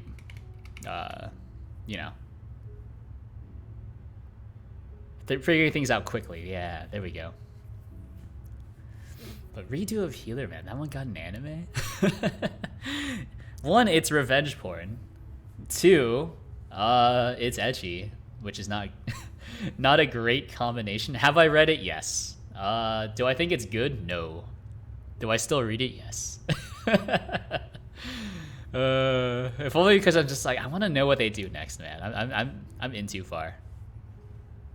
We're in too deep. But yeah, my strong suit in programming is not figuring things out. It's knowing how to find the answer quicker than others. And you might be saying like, man, you haven't really done too much on stream. It's like, yeah, but like, I've done more than what other people have done. Yeah. What do you think about RPG real estate? What's RPG real estate? I've never heard of that. Is it good? RPG real. Oh, there we go. I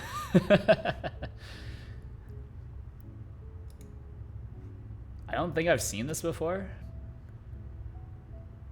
Oh, it's a 4 coma. Okay. I see. I haven't heard of it. Is it good? Have I read this? Is this on Manga Dex? Have I not seen it? RPG real estate? It's ongoing. Have I read it? It's not really translated, I suppose. Moe Isekai. I'm not really into Moe Isekai.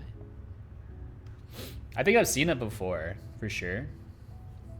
I don't know though. I think anything that's like short form is less likely to get an anime for sure, because it's just harder to, because you run through every single chapter really quickly, right?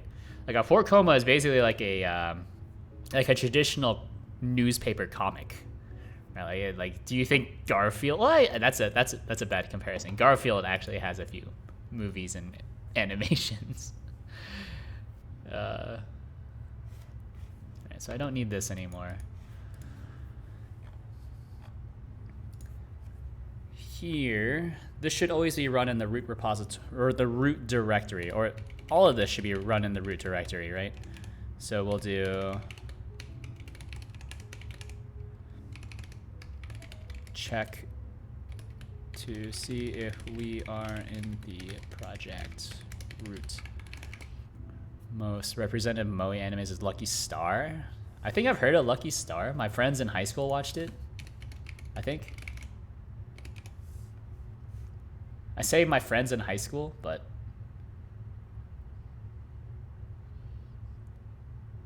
yeah.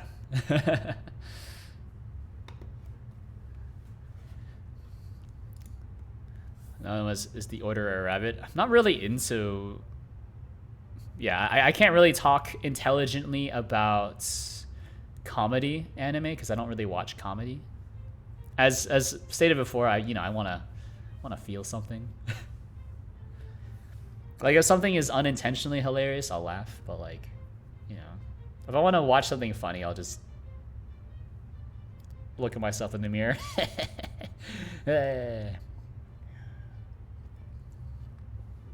I don't know if that's like that was supposed to be like derisive towards myself, but I don't know if that was actually also somewhat like a compliment.